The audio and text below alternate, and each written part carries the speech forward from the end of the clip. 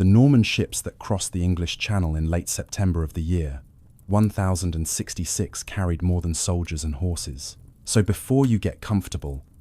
take a moment to like the video and subscribe, but only if you genuinely enjoy what I do here. And let me know in the comments where you're tuning in from and what time it is for you. It's always fascinating to see who's joining us from around the world. Phone face down, volume at a whisper, let's dive in. The vessels transported an entire social and political system that would fundamentally restructure English society for the next 5 centuries, replacing the complex web of Anglo-Saxon land tenure and personal obligations with a hierarchical framework of unprecedented rigidity and comprehensiveness. The feudal system that William of Normandy imposed upon England after his victory at Hastings represented not merely a change in rulership, but a complete reorganization of the relationships between land, labor, military service, and political authority that would define medieval English civilization and create institutional structures whose remnants persist in English law and custom to the present day. Understanding the feudal system requires examining not only its mature form, but also the pre-existing conditions it replaced, the mechanisms of its imposition, its evolution through changing political and economic circumstances, and the gradual transformation that eventually produced the early modern English state. The England that William conquered in 1066 possessed social and political structures that, while sharing some superficial similarities with continental feudalism, operated according to fundamentally different principles regarding land tenure, political obligation, and the relationship between lord and man. Anglo-Saxon England had developed over the preceding 6 centuries a sophisticated system of governance that combined ancient Germanic tribal traditions with innovations borrowed from Roman Britain and adapted to the particular conditions of the island kingdom. The land tenure system that predominated in pre-conquest England, known as bookland and folkland, reflected principles of ownership and obligation that differed significantly from the feudal model that would replace them. Bookland represented land held by written charter, typically granted by kings to churches, monasteries, or powerful nobles, and carried with it certain privileges and exemptions from common obligations. These charters, written in Latin and authenticated by royal seals and witness lists of leading nobles and churchmen,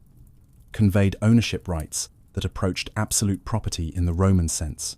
allowing the holder to bequeath, sell, or otherwise alienate the land according to their wishes. The concept of bookland had emerged during the 7th and 8th centuries as Anglo-Saxon kings, influenced by their conversion to Christianity and contact with Roman legal concepts through the church, sought to provide secure tenure for ecclesiastical institutions that required permanent endowments to support their religious and charitable activities. Folkland, by contrast, represented land held according to customary law without written documentation, subject to the folk right of the community and the obligations that ancient custom imposed upon all landholders within the kingdom. The exact nature of folkland tenure has generated considerable scholarly debate, as the written sources that document Anglo-Saxon landholding naturally focus more extensively on bookland, which by definition required documentation, while folkland operated according to unwritten customs that are now difficult to reconstruct with precision. The weight of evidence suggests that folkland encompassed most of the agricultural land of England, held by families according to ancient inheritance customs that typically favoured equal division among sons, or, in some regions, primogeniture, with the land carrying obligations for military service, maintenance of bridges and fortifications, and various renders and services to local and royal authorities. The folkland system created a landscape of small and medium-sized holdings worked by free peasants who, while subject to various obligations and ranks within Anglo-Saxon society,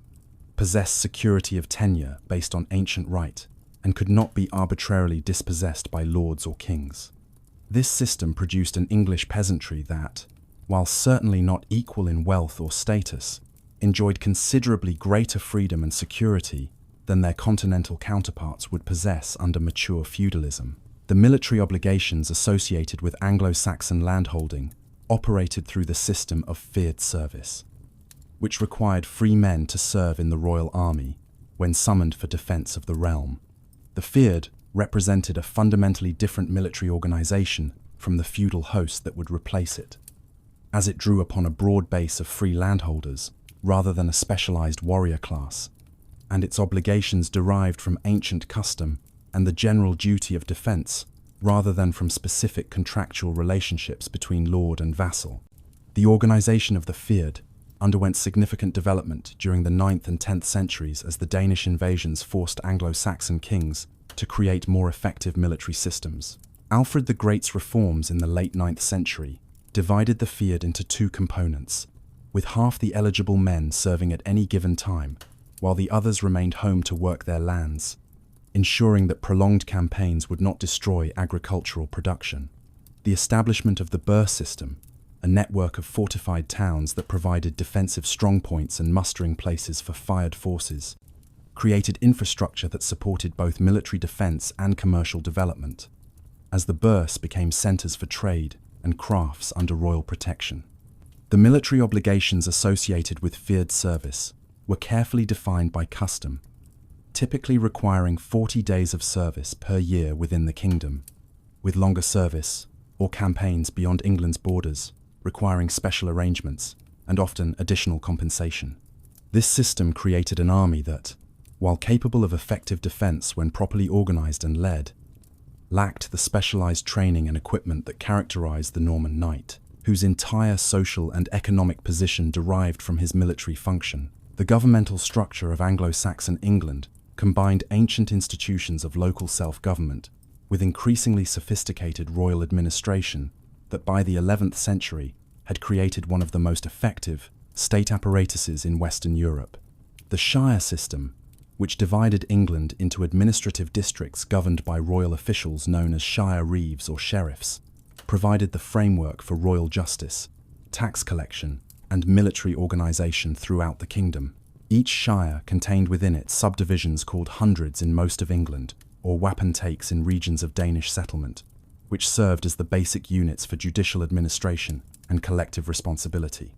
The 100 courts, which met regularly to adjudicate disputes according to customary law and to deal with criminal matters, represented institutions of genuine popular participation in government, as free men of the 100 were expected to attend and participate in the proceedings. The shire courts, which met twice annually and handled more serious cases and matters of royal concern, brought together the leading men of the shire under the presidency of the sheriff and the bishop, combining secular and ecclesiastical authority in a manner that reflected the integration of church and state in Anglo-Saxon governance. This system of local courts operating according to customary law and staffed by local landholders created a tradition of local self-government and participation in justice that would survive the Norman Conquest and eventually contribute to the development of common law and representative institutions. The royal government that coordinated these local institutions had by the 11th century developed administrative capabilities that impressed even the Normans who conquered the kingdom. The royal household, which travelled constantly throughout the kingdom as the peripatetic court moved between royal estates, contained officials who managed the king's finances, issued writs in his name,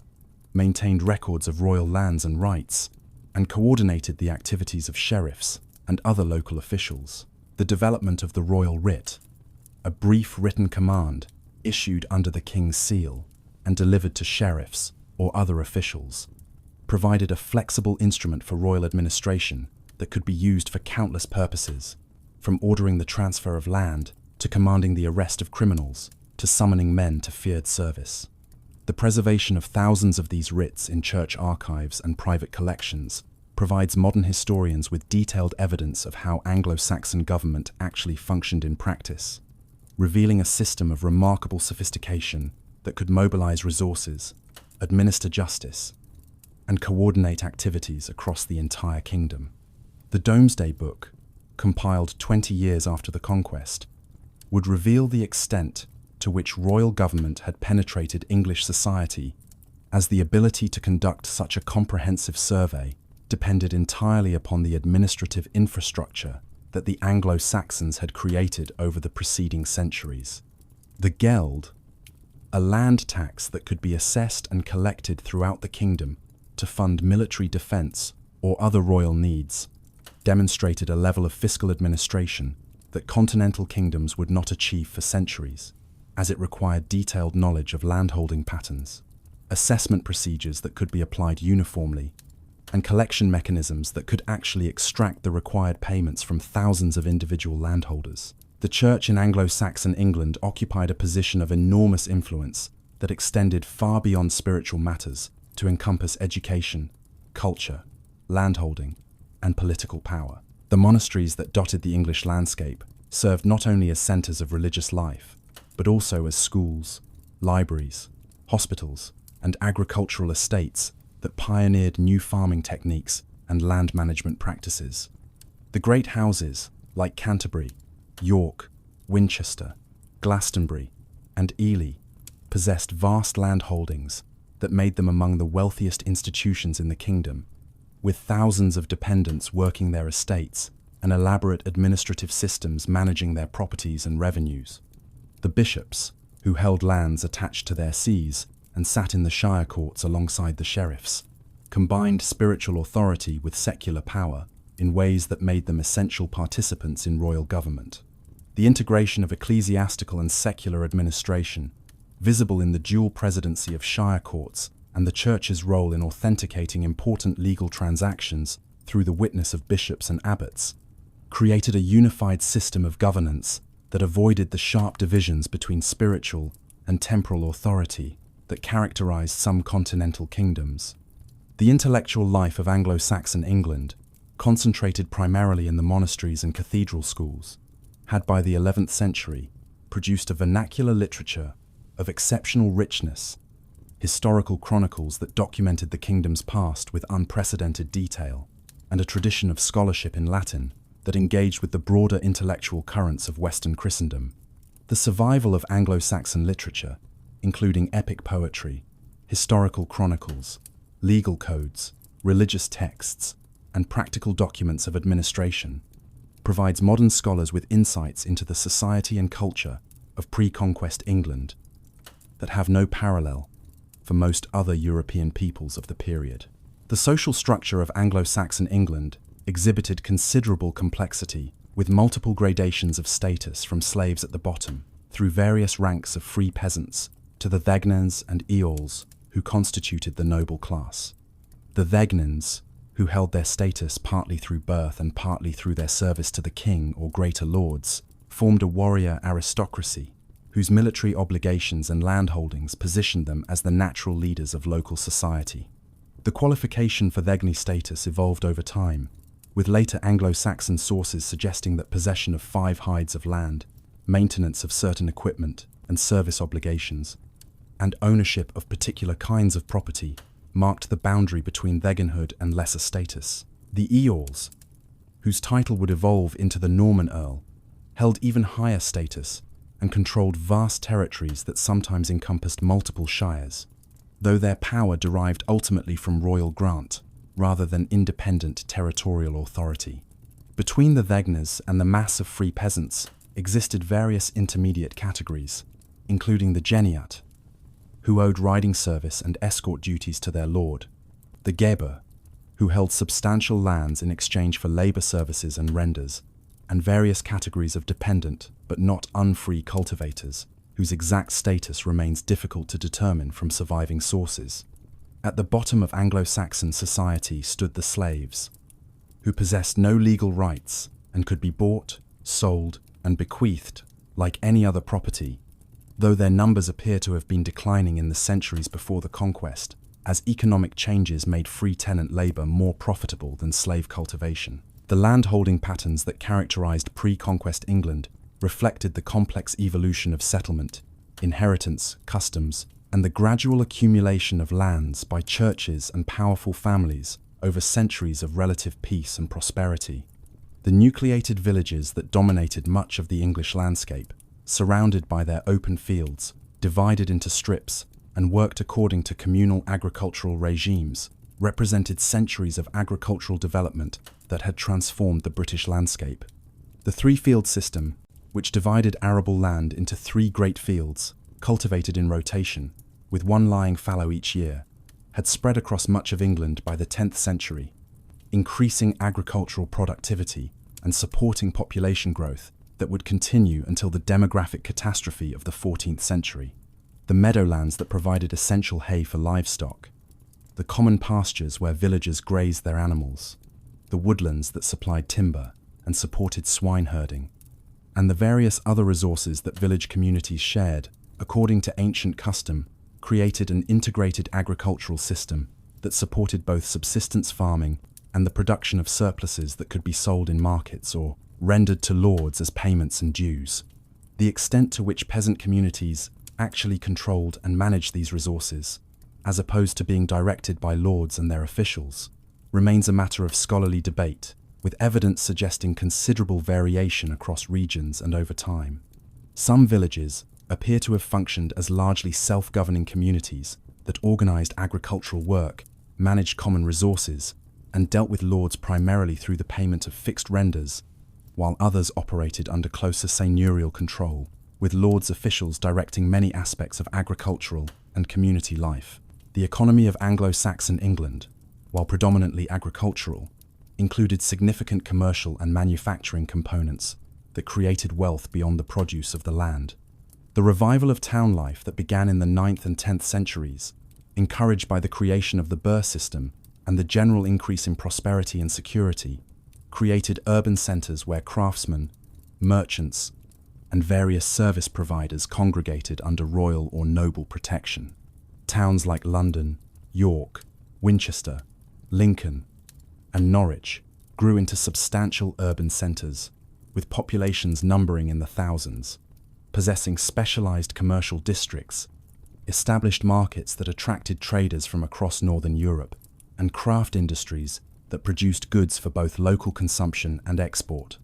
The international trade that connected England with Scandinavia, the Low Countries, the Rhineland, and beyond brought foreign merchants to English ports and sent English traders to continental markets, exchanging English wool, cloth, metalwork, and grain for wine, spices, luxury textiles, and various manufactured goods. The monetary economy that supported this commercial activity operated through a sophisticated system of silver pennies minted at numerous locations across the kingdom under strict royal control. The periodic recoinage that Anglo-Saxon kings conducted, calling in old coins and issuing new ones with modified designs, demonstrated both the extent of royal authority and the government's ability to manage the money supply in ways that extracted profit while maintaining confidence in the currency. The survival of thousands of Anglo-Saxon coins in hoards and archaeological contexts provides evidence for the volume and reach of monetary exchange, revealing an economy that, while certainly not as commercialized as later medieval England would become, operated significantly through market mechanisms and monetary transactions, rather than exclusively through the renders and services of subsistence agriculture. The legal system of Anglo-Saxon England, codified in the various law codes issued by kings from Ethelbert of Kent in the early 7th century through C. Newt in the 11th century, reflected a gradual evolution from purely customary law toward more systematic written legislation that incorporated both ancient Germanic traditions and influences from Roman law transmitted through the Church. These law codes, which deal with everything from the monetary compensation required for killing or injuring persons of various ranks, to the procedures for oath-taking and trial to the regulations governing trade and coinage, provide invaluable evidence for the values, social structures, and legal conceptions of Anglo-Saxon society. The emphasis on compensation rather than punishment for many offences, with elaborate scales of wergild payments, calculated according to the victim's social status, reflected a society that sought to prevent blood feuds and maintain peace through negotiated settlements, rather than through the application of royal justice in the later medieval sense. The importance of oath-taking in legal proceedings, with the value of an individual's oath carefully calibrated to their social rank, and the support of oath helpers who would swear to the veracity of a party's claims, created a system that depended heavily upon reputation and social standing, rather than upon the examination of physical evidence or the testimony of witnesses in the modern sense. The survival of numerous legal documents from the later Anglo-Saxon period, including records of lawsuits, property transactions, and various other legal proceedings, demonstrates that written documentation was becoming increasingly important in legal affairs, even before the Norman Conquest, creating precedents that would influence the development of English common law in subsequent centuries. The Danish invasions and settlements of the 9th and 10th centuries had profound effects on Anglo-Saxon England, introducing new population groups, legal traditions, and political structures that would continue to influence English development long after the political independence of the Danelaw had been eliminated by the West Saxon reconquest. The establishment of Danish kingdoms in Northumbria, East Anglia, and the Eastern Midlands created regions where Scandinavian law and customs prevailed, with distinctive institutions and social structures that differed from those of the Anglo-Saxon areas. The wapentake system that replaced hundreds in Danish regions, the Liberman, who formed a class of free peasants unknown in purely Anglo-Saxon areas, and various distinctive legal procedures and terminologies marked the Danelaw as a region of mixed culture, where Scandinavian and Anglo-Saxon elements gradually merged over generations of coexistence. The political reunification of England under the West Saxon dynasty during the 10th century did not eliminate these regional distinctions, and the respect that kings showed for Danish law in areas of Danish settlement created a precedent for legal pluralism that would continue under Norman rule and beyond. The cultural influences of Danish settlement extended beyond legal and political matters to include language, with thousands of Scandinavian loanwords entering English and Danish place names spreading across the landscape, personal names and naming patterns, artistic styles, and various aspects of material culture that reflected the fusion of two related but distinct Germanic peoples. The reign of Canute, from 1016 to 1035, marked an interlude when England formed part of a North Sea empire that included Denmark, Norway, and parts of Sweden, creating political and commercial connections that reinforced England's orientation towards Scandinavia and Northern Europe. Canute's government of England, which relied heavily upon English administrative systems and personnel, while introducing Scandinavian nobles into positions of power and landholding, demonstrated the sophistication and resilience of Anglo-Saxon governmental institutions that could function effectively under a foreign king who spent much of his reign dealing with his Scandinavian territories. The peaceful succession after Canute's death proved impossible to maintain, as conflicts over the succession between his sons and the surviving members of the Anglo-Saxon royal house created instability that weakened the kingdom and contributed to the crisis that would eventually bring William of Normandy to the English throne. The restoration of the old West Saxon line under Edward the Confessor in 1042 brought back a king whose long exile in Normandy had given him continental connections and sympathies that would prove fateful for England's future. Edward's reliance upon Norman advisors and favourites, his promotion of Normans to positions in the church and government, and his alleged promise of the succession to William of Normandy created tensions with the Anglo-Saxon nobility, particularly with the powerful Godwin family, whose daughter Edward had married, but with whom he maintained difficult relations throughout his reign. The succession crisis that followed Edward's death in January of 1066 revealed the fundamental instability of Anglo-Saxon royal succession practices, which recognized multiple principles including royal blood, designation by the previous king, and election by the Witan, without establishing clear priorities among these competing claims. Harold Godwinson's accession, based primarily on Edward's deathbed designation and the Witan's acceptance, faced immediate challenge from two foreign claimants whose invasions would determine England's fate. Harald Hardrada of Norway, claiming that Canute's empire should be restored to Scandinavian rule, invaded northern England with a substantial army and the support of Harold Godwinson's disaffected brother Tostig, winning a significant victory at Gate Fulford before Harold's rapid march north and devastating surprise attack at Stamford Bridge eliminated the Norwegian threat. William of Normandy's invasion in late September, taking advantage of Harold's absence in the north and the dispersal of the English fleet after months of coastal defence, landed unopposed on the south coast and established a fortified base at Hastings, while Harold marched his army south at a pace that, while remarkable, left his forces exhausted and depleted. The Battle of Hastings, on the 14th of October, 1066, where Harold's army fought on foot in the traditional Anglo-Saxon shield wall, while William's forces combined cavalry charges with archery and tactical feints that eventually broke the English formation, resulted in Harold's death and the destruction of the Anglo-Saxon military leadership that might have organized continued resistance. William's path to the throne proceeded through a combination of military force, political maneuvering, and the exploitation of Anglo-Saxon institutional legitimacy to validate his conquest. The March on London,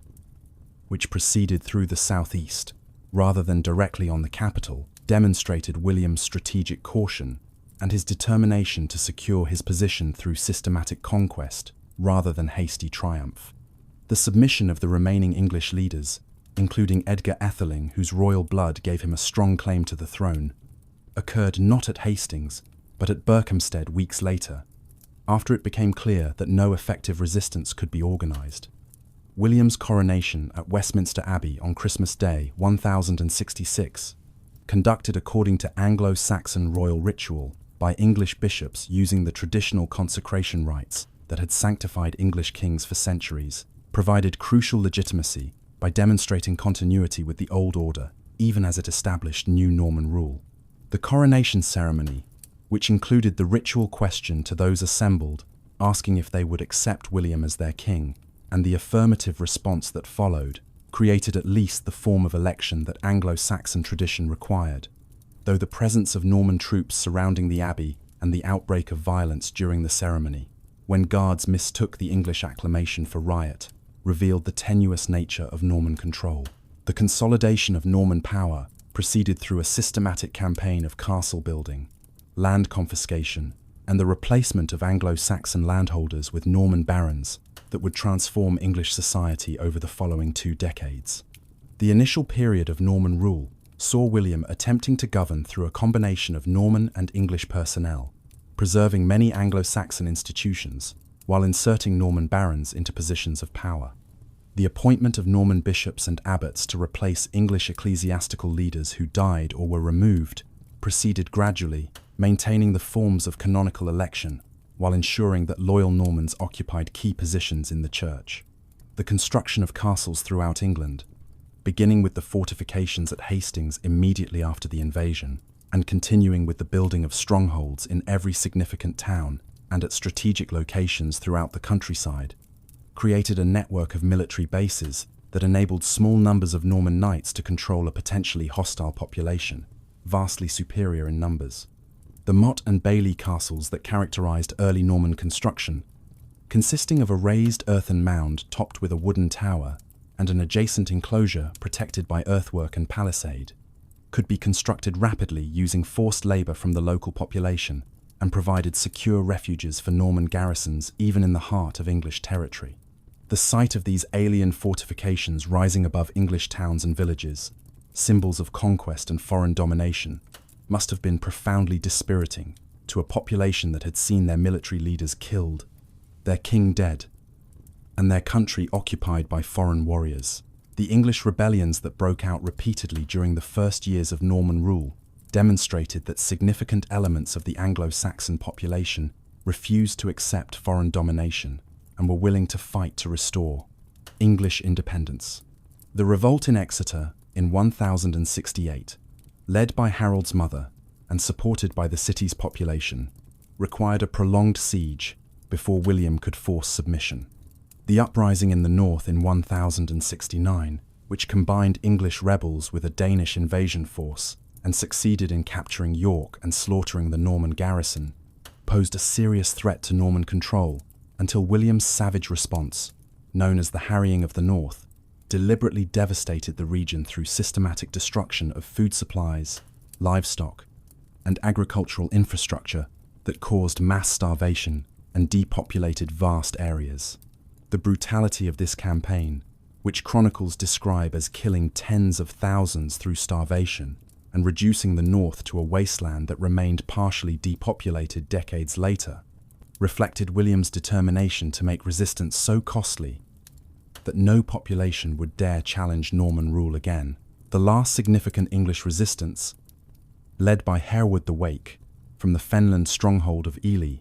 combined guerrilla tactics with exploitation of the difficult terrain to maintain defiance until 1071, when the Norman capture of Ely eliminated the final centre of organised English resistance. The submission of Edgar Atheling and other English nobles who had supported the rebellions marked the effective end of hopes for restoring Anglo-Saxon rule, though individual English lords would continue to hold lands under Norman overlordship, their numbers and importance steadily diminishing as deaths and dispossession transferred English estates to Norman hands. The transformation of English landholding from the Anglo-Saxon system to feudal tenure proceeded through a combination of legal theory and practical dispossession that replaced the complex mixture of bookland, folkland, and various customary tenures with the uniform principles of feudal tenure based on homage, military service, and hierarchical dependence. William's claim that Harold's perjury and usurpation had forfeited all lands held of him, which meant virtually all secular lands in England since the king stood at the apex of Anglo-Saxon landholding, provided the legal foundation for treating all English land as subject to redistribution according to the king's will. The Norman theory of conquest asserted that William held England by right of conquest from Harold the usurper, rather than by right of conquest from the English people, a distinction that, while seemingly technical, had profound practical implications for the treatment of English landholders and the institutions that survived the conquest. The practical application of this theory meant that English landholders who had fought at Hastings or subsequently resisted Norman rule forfeited their lands automatically, while those who submitted and paid homage might retain their estates but held them henceforth by feudal tenure rather than by Anglo-Saxon right. The gradual extinction of English landholding proceeded through death, rebellion, legal manipulation, and simple dispossession until by William's death in 1087,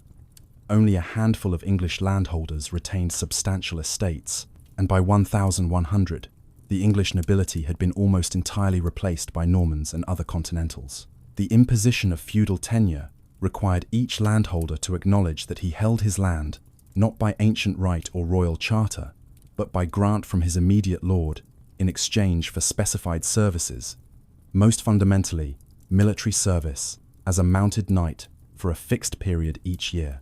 The transformation of land from property to conditional tenure represented a fundamental shift in legal conception, as land became inseparable from the performance of service and could not be freely alienated without the lord's consent. The hierarchy of tenure that characterized mature feudalism created a pyramid of obligation with the king at the apex, the tenants-in-chief, who held directly from the crown, forming the second tier, their subtenants who held lands from the tenants-in-chief comprising the third tier, and so forth, down to the knights who actually performed military service, and the unfree peasants who worked the land at the bottom. The principle of tenure meant that no one owned land absolutely except the king, but rather each person held land of someone higher in the feudal hierarchy in exchange for service, creating a chain of lordship and dependence that bound society together through personal relationships rather than through abstract concepts of citizenship or sovereignty. The practical implementation of this system required the compilation of detailed records documenting who held which lands, what services they owed, and to whom these obligations ran,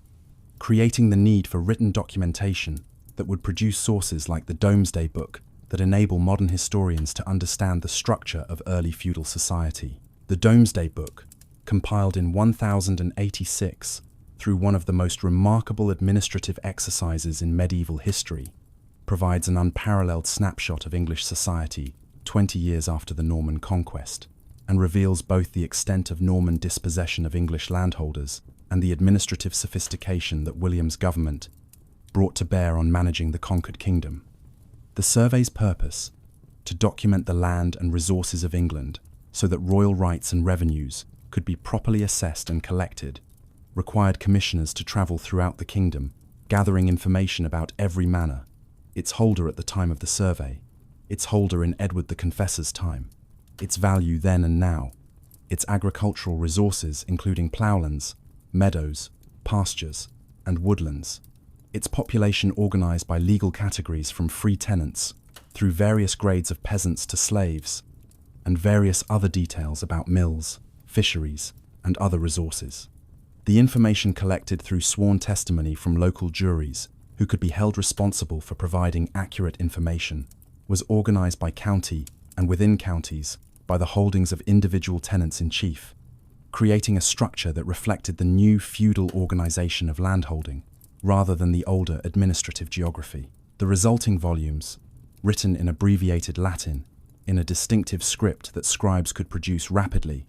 document nearly every inhabited place in England, except for the far north, and provide information that enables modern historians to analyze the economic, social, and demographic conditions of 11th century England with a precision impossible for virtually any other medieval society. The Domesday Survey reveals that the Norman Conquest had transferred approximately 95% of English lands from English to Norman hands, creating a new ruling class that held power through military force and royal favour, rather than through ancient tenure or popular support. The military organisation of feudal England centred on the knight's fee, a unit of landholding calculated to support a single mounted warrior with his equipment and to provide the income necessary for military service.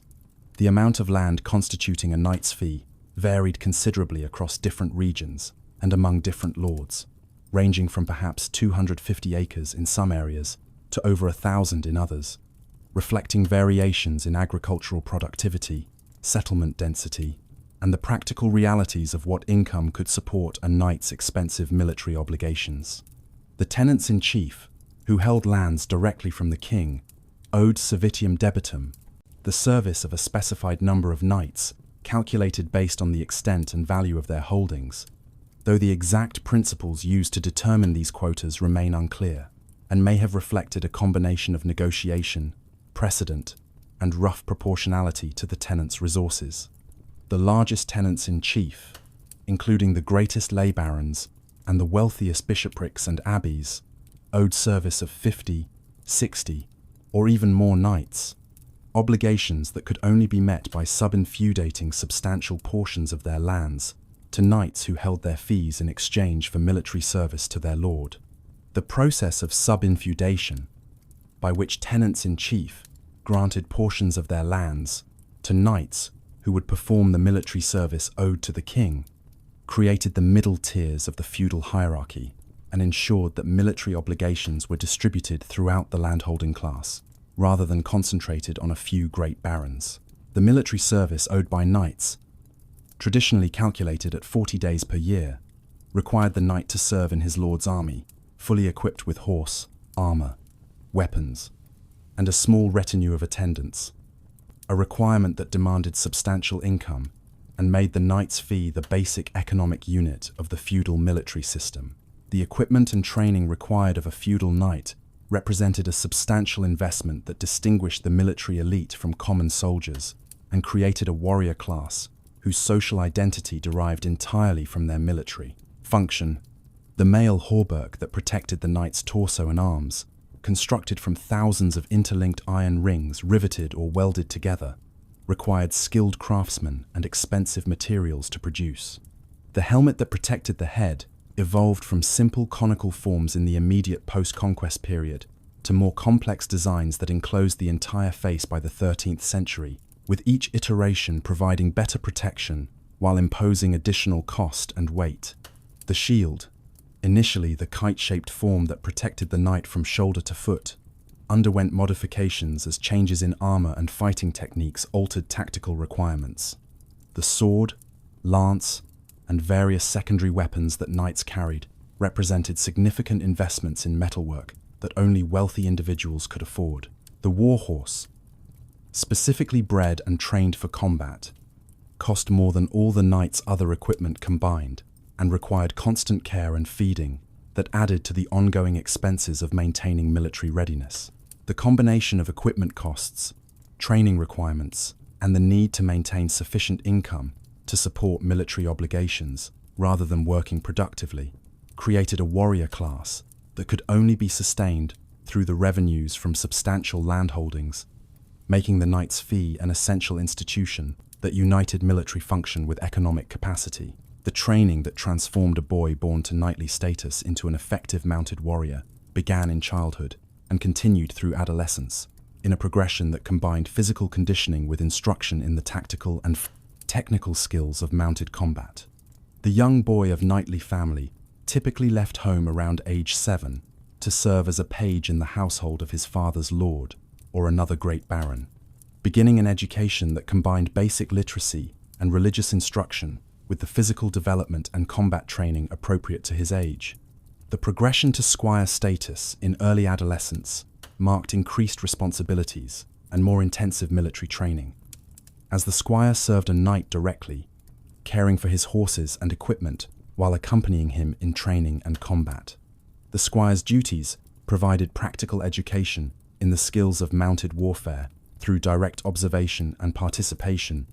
while the physical demands of serving a knight in full equipment built the strength and endurance necessary for combat.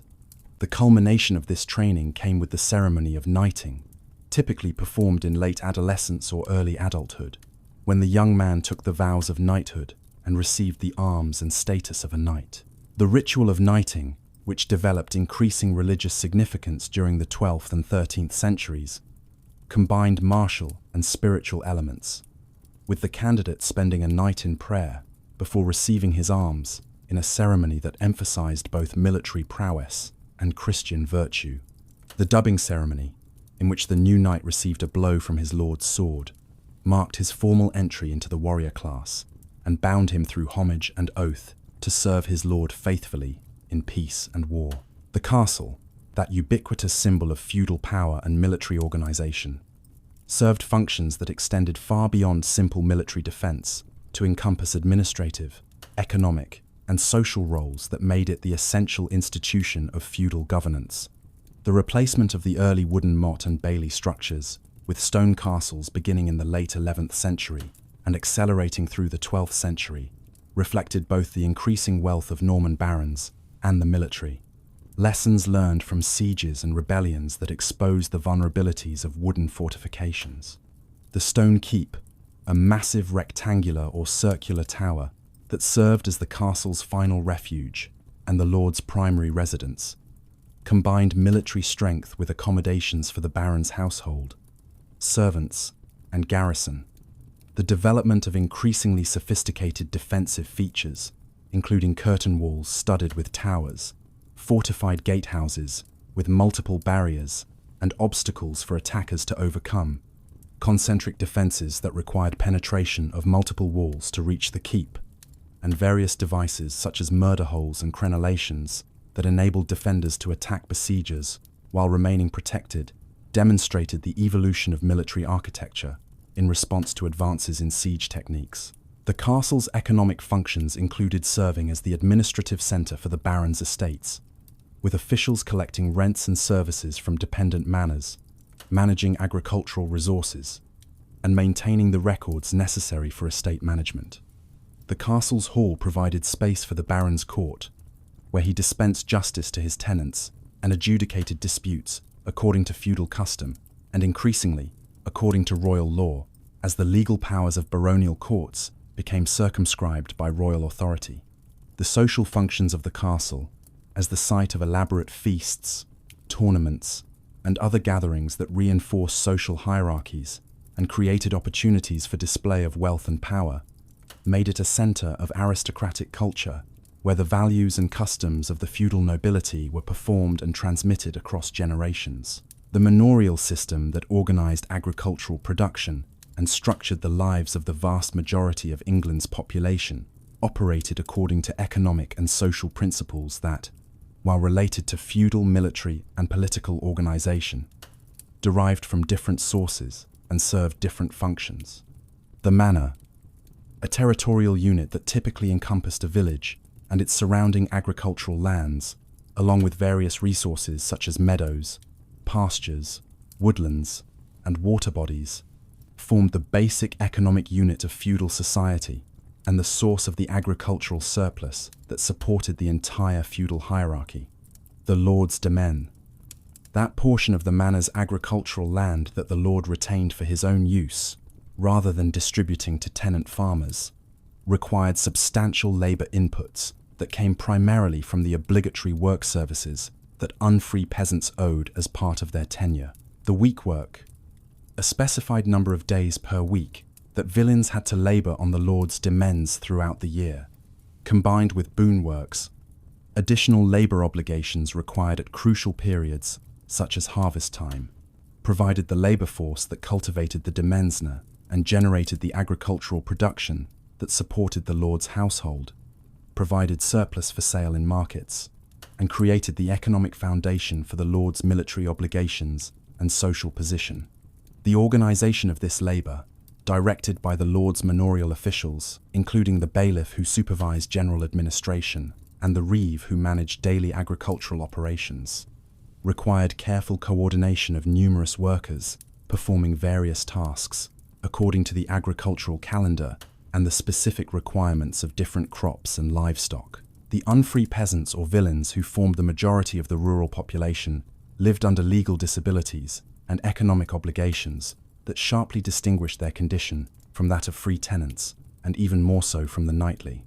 class. The villein's lack of personal freedom meant that he could not leave the manor without the lord's permission, that he could not alienate his land or marry his children without paying fees to the lord, and that he was subject to the lord's jurisdiction rather than having access to royal courts for most purposes. The merchet, a payment required to secure the lord's permission for a daughter's marriage. The heriote, a death duty typically consisting of the villein's best animal that passed to the lord upon his death, and various other payments and restrictions marked the villein's unfree status and provided revenues to the lord beyond the agricultural production from tenant holdings and demesne cultivation. The villein's tenure, holding land in villeinage rather than by free tenure, meant that customary law, rather than written contract, defined his obligations, and that these customs,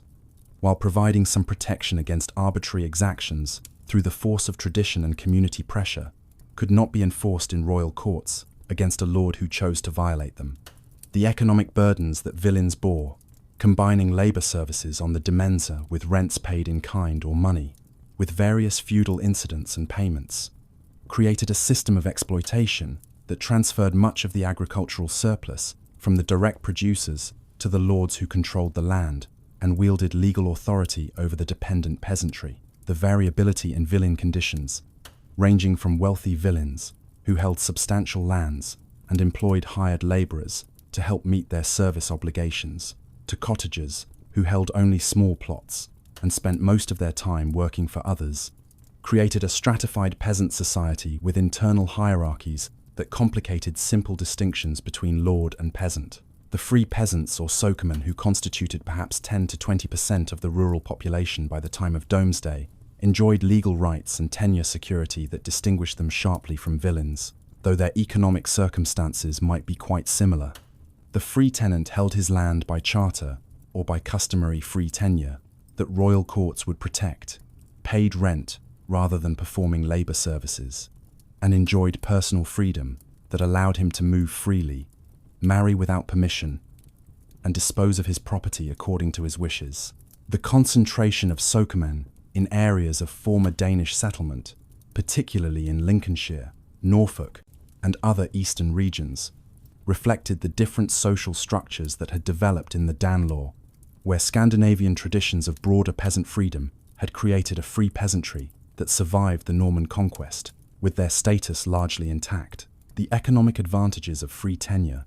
including security against arbitrary exactions, protection from increased obligations, and the ability to profit from agricultural improvements through ownership of one's enhanced productive capacity, created incentives for agricultural innovation and investment that contributed to the long-term economic development of regions with substantial free peasant populations. The gradual conversion of some villein tenures to free tenure through commutation of labour services for money rents, a process that accelerated in the 13th century, as lords found money rents more convenient and often more profitable than direct demesne cultivation using villein labour,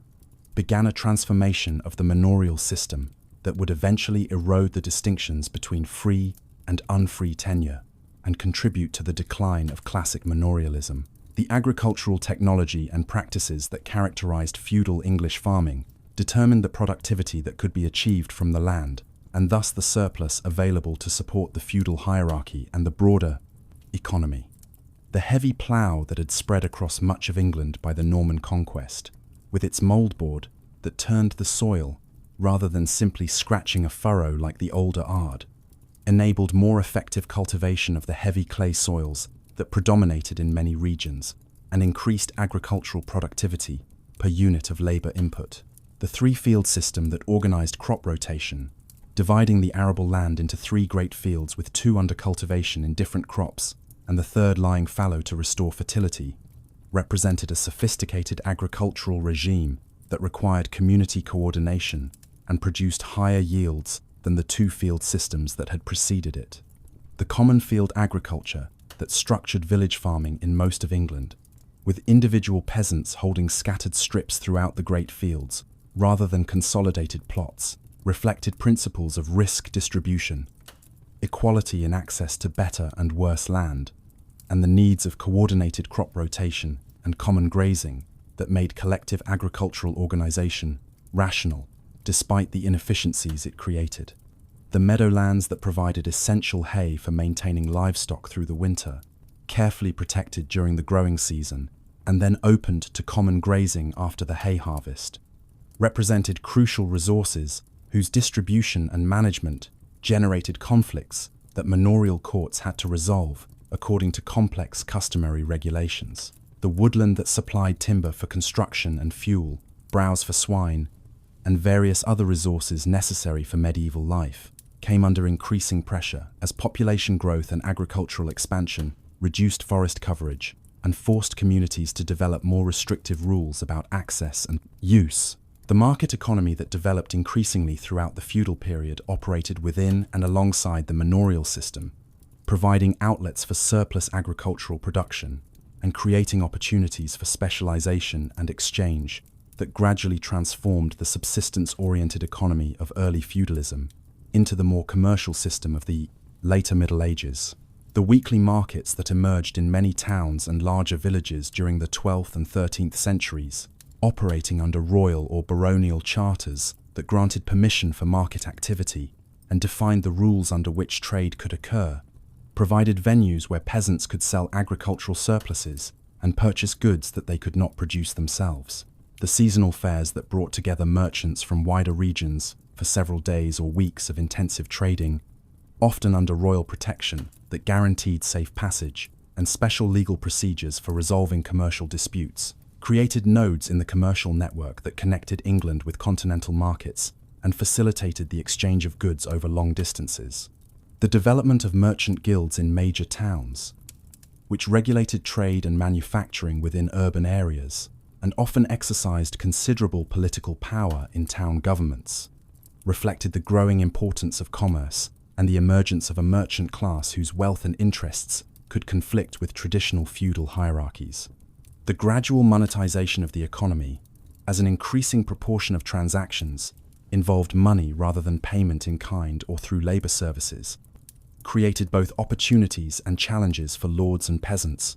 with those who possessed marketable surpluses or valuable skills able to profit, while those with fixed obligations found themselves vulnerable to price changes and monetary instability. The Church's integration into feudal structures created tensions between spiritual ideals and temporal power that generated conflicts throughout the feudal period, while making ecclesiastical institutions, major landholders, political actors, the bishops and greater abbots who held lands by feudal tenure, owed military service. Like any lay baron, obligations they met by maintaining knights and contributing armed forces to royal armies, despite the canonical prohibition on clergy shedding blood. The wealth of ecclesiastical institutions, accumulated through donations, bequests, and careful estate management over centuries, made the Church collectively the largest landholder in England, with perhaps a quarter to a third of all land in ecclesiastical hands by the 13th century. The manors belonging to bishops, monasteries, and other religious institutions operated according to the same economic principles as lay manors, with dependent peasants performing labor services, paying rents, and enduring the various disabilities and exactions that characterized unfree tenure. The episcopal and abbatial administrative systems that managed these vast estates developed sophisticated bureaucratic procedures and record-keeping practices that in some cases surpass the efficiency of lay estate management, creating archives that provide historians with detailed evidence about medieval economic and social life. The provision of social services by religious institutions, including hospitals, schools, and poor relief, represented important functions that complemented their landholding and economic roles, creating complex institutions that combined spiritual mission, economic power, political influence, and social welfare activities. The royal government's relationship with the feudal system involved continuous tension between the king's position as supreme feudal lord and his role as sovereign ruler, with authority that transcended purely feudal obligations. The preservation of Anglo-Saxon governmental institutions, particularly the shire courts and the sheriff's administrative authority, provided Norman kings with bureaucratic tools that enabled them to govern more effectively than purely feudal relationships would have permitted. The development of royal justice, expanding from the king's prerogative to judge cases involving his immediate vassals, to an increasingly comprehensive jurisdiction over criminal matters and many civil disputes, created a legal system that competed with and gradually subordinated the jurisdictional claims of feudal courts. The Angevin legal reforms of the later 12th century, which made royal justice available to free tenants through the purchase of writs that initiated proceedings in royal courts, accelerated the expansion of royal jurisdiction and the development of common law as a uniform system that applied throughout the kingdom. The financial demands of royal government, particularly the costs of warfare that escalated dramatically during the 12th and 13th centuries, required the development of taxation systems that extracted resources from the kingdom beyond what feudal obligations provided,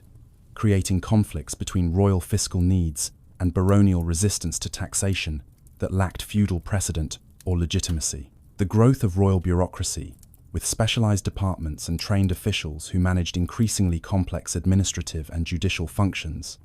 created a governmental apparatus that gradually reduced the importance of feudal military service and transformed the king's relationship with his barons from primarily military to increasingly fiscal and administrative. The reign of Henry II from 1154 to 1189 marked a crucial period in the development of royal authority and the transformation of feudal relationships through legal reforms and administrative innovations that expanded royal power while creating institutions that would eventually limit monarchical authority. Henry's inheritance of the English throne, combined with his continental possessions, including Normandy, Anjou, Maine, Touraine, and through his marriage to Eleanor of Aquitaine, control over much of southwestern France, created an Angevin empire that made him the most powerful ruler in Western Europe and provided resources that enabled ambitious governmental programs. The legal reforms that Henry initiated, traditionally associated with his justiciar Ranulph de Glanville, though reflecting the king's own interests and initiatives, created new forms of legal action that made royal justice accessible and attractive to larger numbers of people. The development of the possessory assizes, standardized procedures for protecting possession of land that could be initiated by purchasing a royal writ and that provided relatively quick resolution through inquests conducted by royal justices,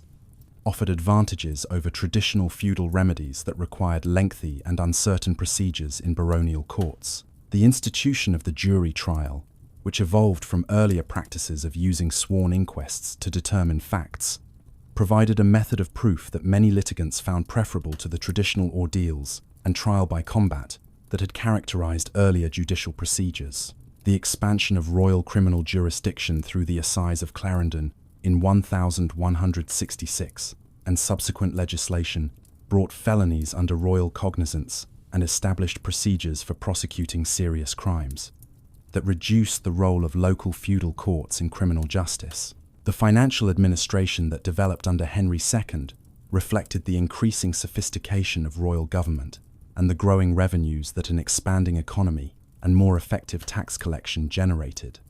The Exchequer, which had emerged under Henry I as a specialized department for receiving and accounting for royal revenues, developed increasingly elaborate procedures and record-keeping practices that enabled systematic financial management.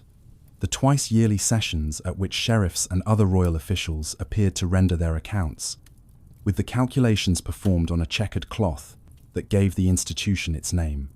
created regular audits that discouraged embezzlement, and ensured that royal revenues actually reached the treasury. The pipe rolls that recorded these accounts, surviving in nearly continuous series from 1130 onwards, provide historians with detailed information about royal finances and the various sources from which the crown drew income. The development of new revenue sources beyond the traditional feudal incidents and the geld inherited from Anglo-Saxon England reflected the crown's need for income that would support increasingly ambitious governmental activities. The taxation of movable property, which began with exceptional levies to fund crusades and military campaigns, but gradually became more regular, required assessment procedures that could determine the wealth of thousands of taxpayers and collection mechanisms that could actually extract the required payments. The expansion of judicial revenues, as the growth of royal justice, generated substantial income from court fees, fines, and amercements, created financial incentives for further expansion of royal jurisdiction, while providing resources that reduced dependence on feudal military service and enabled the hiring of mercenary forces. The Becket controversy that dominated the later part of Henry II's reign illustrated the tensions between royal and ecclesiastical authority that feudalism's integration of the church into temporal power structures had created. Thomas Becket's appointment as Archbishop of Canterbury in 1162, following his service as Henry's Chancellor, was intended to secure royal control over the church, but Becket's transformation from loyal royal servant to defender of ecclesiastical privileges created a conflict that threatened Henry's authority and ultimately ended in Becket's murder in Canterbury Cathedral in 1170. The specific issues in dispute, particularly whether clergy accused of crimes should be tried in church courts according to canon law or in royal courts according to secular law, reflected fundamental questions about the relationship between spiritual and temporal authority that divided church and state throughout medieval Europe. The Constitutions of Clarendon, issued in 1164, as Henry's attempt to define royal authority over the church through written legislation, claimed rights over ecclesiastical matters that popes and many churchmen considered violations of church liberty. Becket's initial acceptance and subsequent rejection of the constitutions, his exile to France, where he found support from the Pope and the French king, and his return to England shortly before his murder, created a crisis that weakened royal authority, even as it strengthened ecclesiastical claims to independence from secular control. The popular veneration of Becket as a martyr, his rapid canonization by the Pope, and the development of his tomb at Canterbury into one of medieval Europe's most important pilgrimage sites demonstrated the power of religious sentiment and created a saint whose memory challenged royal authority over the church for centuries. The development of feudal law through the 12th and 13th centuries created an increasingly elaborate and technical legal system that regulated the relationships between lords and vassals and provided mechanisms for resolving disputes about tenure, services, and the various incidents of feudal obligation. The treatise attributed to Ranulph de Glanville, written in the late 12th century, and titled Tractatus de Legibus et Consuetudinibus Regni Angliae, provided the first systematic exposition of English law, describing the procedures of royal courts and the various writs that initiated different forms of action. The legal principles that Glanville outlined, including the protection of seisin, or possession against claims based purely on right, the procedures for determining questions of tenure and service, and the various feudal incidents that lords could claim from their tenants, codified practices that had developed through judicial decisions and royal legislation. The expansion of legal literature in the 13th century, culminating in Bracton's massive treatise De Legibus et Consuetudinibus Angliae, written in the mid-13th century, reflected the increasing complexity and sophistication of English law as royal jurisdiction expanded and legal principles became more articulated and systematic. The legal profession that emerged to navigate this complex system, with attorneys who represented clients in court and learned lawyers who advised on points of law, created a specialized group whose expertise became essential for anyone involved in litigation and whose training in the Inns of Court would eventually create a distinctive English legal culture. The Magna Carta that King John sealed at Runnymede on the 15th of June, 1215, represented both a reaffirmation of traditional feudal principles and a limitation on royal authority that would have profound, long-term significance beyond its immediate political context. The crisis that produced Magna Carta resulted from John's loss of his continental territories to Philip Augustus of France, the enormous financial demands that his failed attempts at reconquest imposed on his barons, and his arbitrary exercise of royal power that violated feudal customs and antagonized large sections of the nobility. The baronial rebellion that forced John to negotiate began with a renunciation of homage by leading barons who claimed that the king's violations of feudal custom had absolved them of their obligations to him. The capture of London by the rebels and the reluctance of most barons to support the king created a military and political situation that left John no choice but to accept baronial demands for a written statement of customs and limitations on royal power. The charter that emerged from these negotiations addressed numerous specific grievances about the exercise of royal power, including limits on feudal reliefs that heirs had to pay to inherit their lands, restrictions on the king's exploitation of wardships when underage heirs came into his custody, provisions protecting widows' rights, and numerous clauses limiting royal authority in judicial and financial matters. The most famous provisions, including Clause 39, which stated that no free man could be imprisoned or dispossessed except by lawful judgment of his peers or by the law of the land, and Clause 40, which promised that justice would not be sold, delayed, or denied, articulated principles that transcended their immediate feudal context and provided foundations for later constitutional development. The reissues of Magna Carta in 1216, 1217, and 1225, each with modifications that responded to changed circumstances, established the Charter as a fundamental statement of English law that even kings acknowledged as binding. The deletion of some of the most restrictive clauses from the original Charter, particularly those establishing a baronial council to oversee royal compliance, reflected the political impossibility of maintaining such direct limitations on royal power. The addition of the Forest Charter, which addressed grievances about royal forests and the forest law that protected the king's hunting reserves at the expense of landholders whose properties fell within forest boundaries, created a companion document that addressed issues affecting many more people than the purely feudal matters that dominated Magna Carta proper. The incorporation of Magna Carta into legal pleading and political discourse, with references to the Charter appearing regularly in cases before royal courts and in baronial demands for compliance with established law, established it as a touchstone for claims about rights and proper governance. The gradual transformation of Magna Carta from a specific settlement of particular disputes between John and his barons into a symbol of limited monarchy and the rule of law occurred over centuries, as changing political contexts gave new meanings to clauses that had been drafted to address immediate feudal grievances. The use of Magna Carta by 17th century opponents of royal absolutism, who interpreted its provisions as protecting parliamentary rights and individual liberties that the original drafters had never imagined, demonstrated the Charter's flexibility as a political symbol, even as it obscured the actual feudal context that had produced the document. The minority of Henry, third from 1216 to 1232, when he achieved his majority but effective royal power, remained in the hands of regents and powerful barons, created conditions that allowed continued assertion of baronial influence over royal government, and prevented the revocation of Magna Carta, despite royal desires to escape its constraints. The reissues of Magna Carta during this period, as part of efforts to maintain support for the young king's government against threats from pretenders and foreign invasion, established the Charter as a permanent feature of English governance, rather than a temporary concession extracted during a moment of royal weakness. The role of William Marshal, regent during the early years of Henry's minority,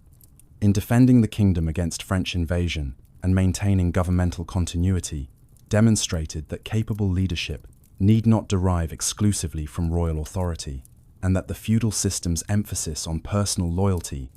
and competence could sometimes produce effective government even in the absence of strong monarchy. The gradual resumption of royal power as Henry matured, and the subsequent conflicts between the king's continental ambitions and foreign favourites, and his barons' insistence on proper governance, according to established custom, created recurring crises that demonstrated the ongoing tensions between monarchical authority and baronial power within the feudal system. The provisions of Oxford in 1258, which established a council of barons with authority over royal government and required parliaments to meet 3 times annually, represented the most radical attempt to limit royal power through institutional reforms that would make the king's authority subject to baronial oversight. The political crisis that produced the provisions resulted from Henry III's expensive and unsuccessful foreign policy, particularly his acceptance of the crown of Sicily for his son Edmund, and the financial obligations this foolish acceptance entailed, combined with his favour toward foreign relatives and advisors who received lands, offices, and revenues that English barons believed should have been reserved for themselves. Simon de Montfort's leadership of the reform movement, despite his own status as a foreign-born baron married to the king's sister, created a coalition that combined principled opposition to royal misgovernment with baronial self-interest in restricting royal power that threatened their own positions and prerogatives. The reform program that the barons implemented went beyond the provision's formal terms to include investigations of local governance, restrictions on the powers of sheriffs and other royal officials,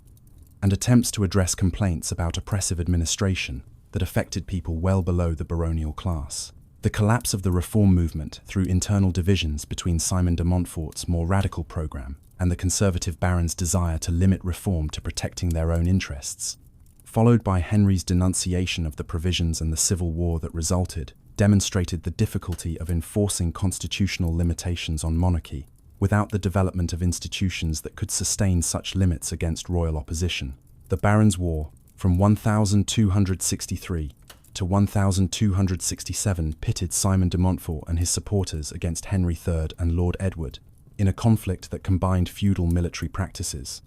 with appeals to broader political principles and support. The Battle of Lewes, in 1264, where Simon's forces defeated and captured the king and his son, created a situation where the baronial leader effectively controlled royal government while ruling in the king's name. The parliament that Simon summoned in 1265, which included not only barons and bishops but also representatives from shires and boroughs, established a precedent for parliamentary composition that would influence later development, though the immediate purpose was to broaden support for Simon's regime rather than to establish representative institutions. The Battle of Evesham, in 1265, where Lord Edward's forces defeated Simon's army and killed the baronial leader, ended the experiment in baronial government and restored royal authority, though the need to reconcile with defeated rebels and address some of the grievances that had fueled support for reform meant that the monarchy could not simply return to the conditions that had prevailed before the crisis. The Dictum of Kenilworth in 1266, which established terms for the disinherited rebels to recover their lands through payment of fines, and the Statute of Marlborough in 1267, which confirmed some of the reforms from the provisions of Oxford, demonstrated that even victorious monarchy had to make concessions and govern according to established law, rather than through arbitrary will. The reign of Edward, first from 1272 to 1307, marked the high point of medieval English monarchy as an effective feudal state, with the king successfully mobilizing the kingdom's military and financial resources for ambitious wars of conquest, while developing legal and administrative systems that strengthened royal authority and created more effective governance. Edward's legal reforms, embodied in the major statutes of his reign, including the Statute of Westminster, first in 1275, the Statute of Westminster II, or De Donis Conditionalibus, in 1285, and Quia Emptores, in 1290, addressed various aspects of land law and feudal tenure that had generated disputes and uncertainty. The Statute of Westminster first dealt with numerous matters of legal procedure and judicial administration, establishing the processes for judicial writs, and clarifying various points of law that had generated litigation. The Statute of Westminster II addressed the crucial issue of entails, establishing rules for creating estates that would pass to specific heirs rather than being freely alienable, a development that would profoundly affect the concentration of landed wealth and the strategies that families use to preserve their estates across generations. The Statute Quia Emptores addressed subinfeudation, the practice by which tenants created new feudal relationships by granting parts of their holdings to others who would hold from them rather than from the tenant's own lord, prohibiting this practice for the future and requiring that any alienation of land must be through substitution of a new tenant for the old, rather than creation of additional layers in the feudal hierarchy. This statute effectively froze the feudal hierarchy and began the process by which feudal tenure would gradually become simply a form of land ownership rather than a system of personal relationships and military obligations. The Quo Warranto proceedings that Edward initiated in the later years of his reign, challenging lords to demonstrate by what authority they exercised various jurisdictional and economic rights, reflected his determination to assert royal authority over franchises and liberties that had developed over generations and that lords claimed by ancient right.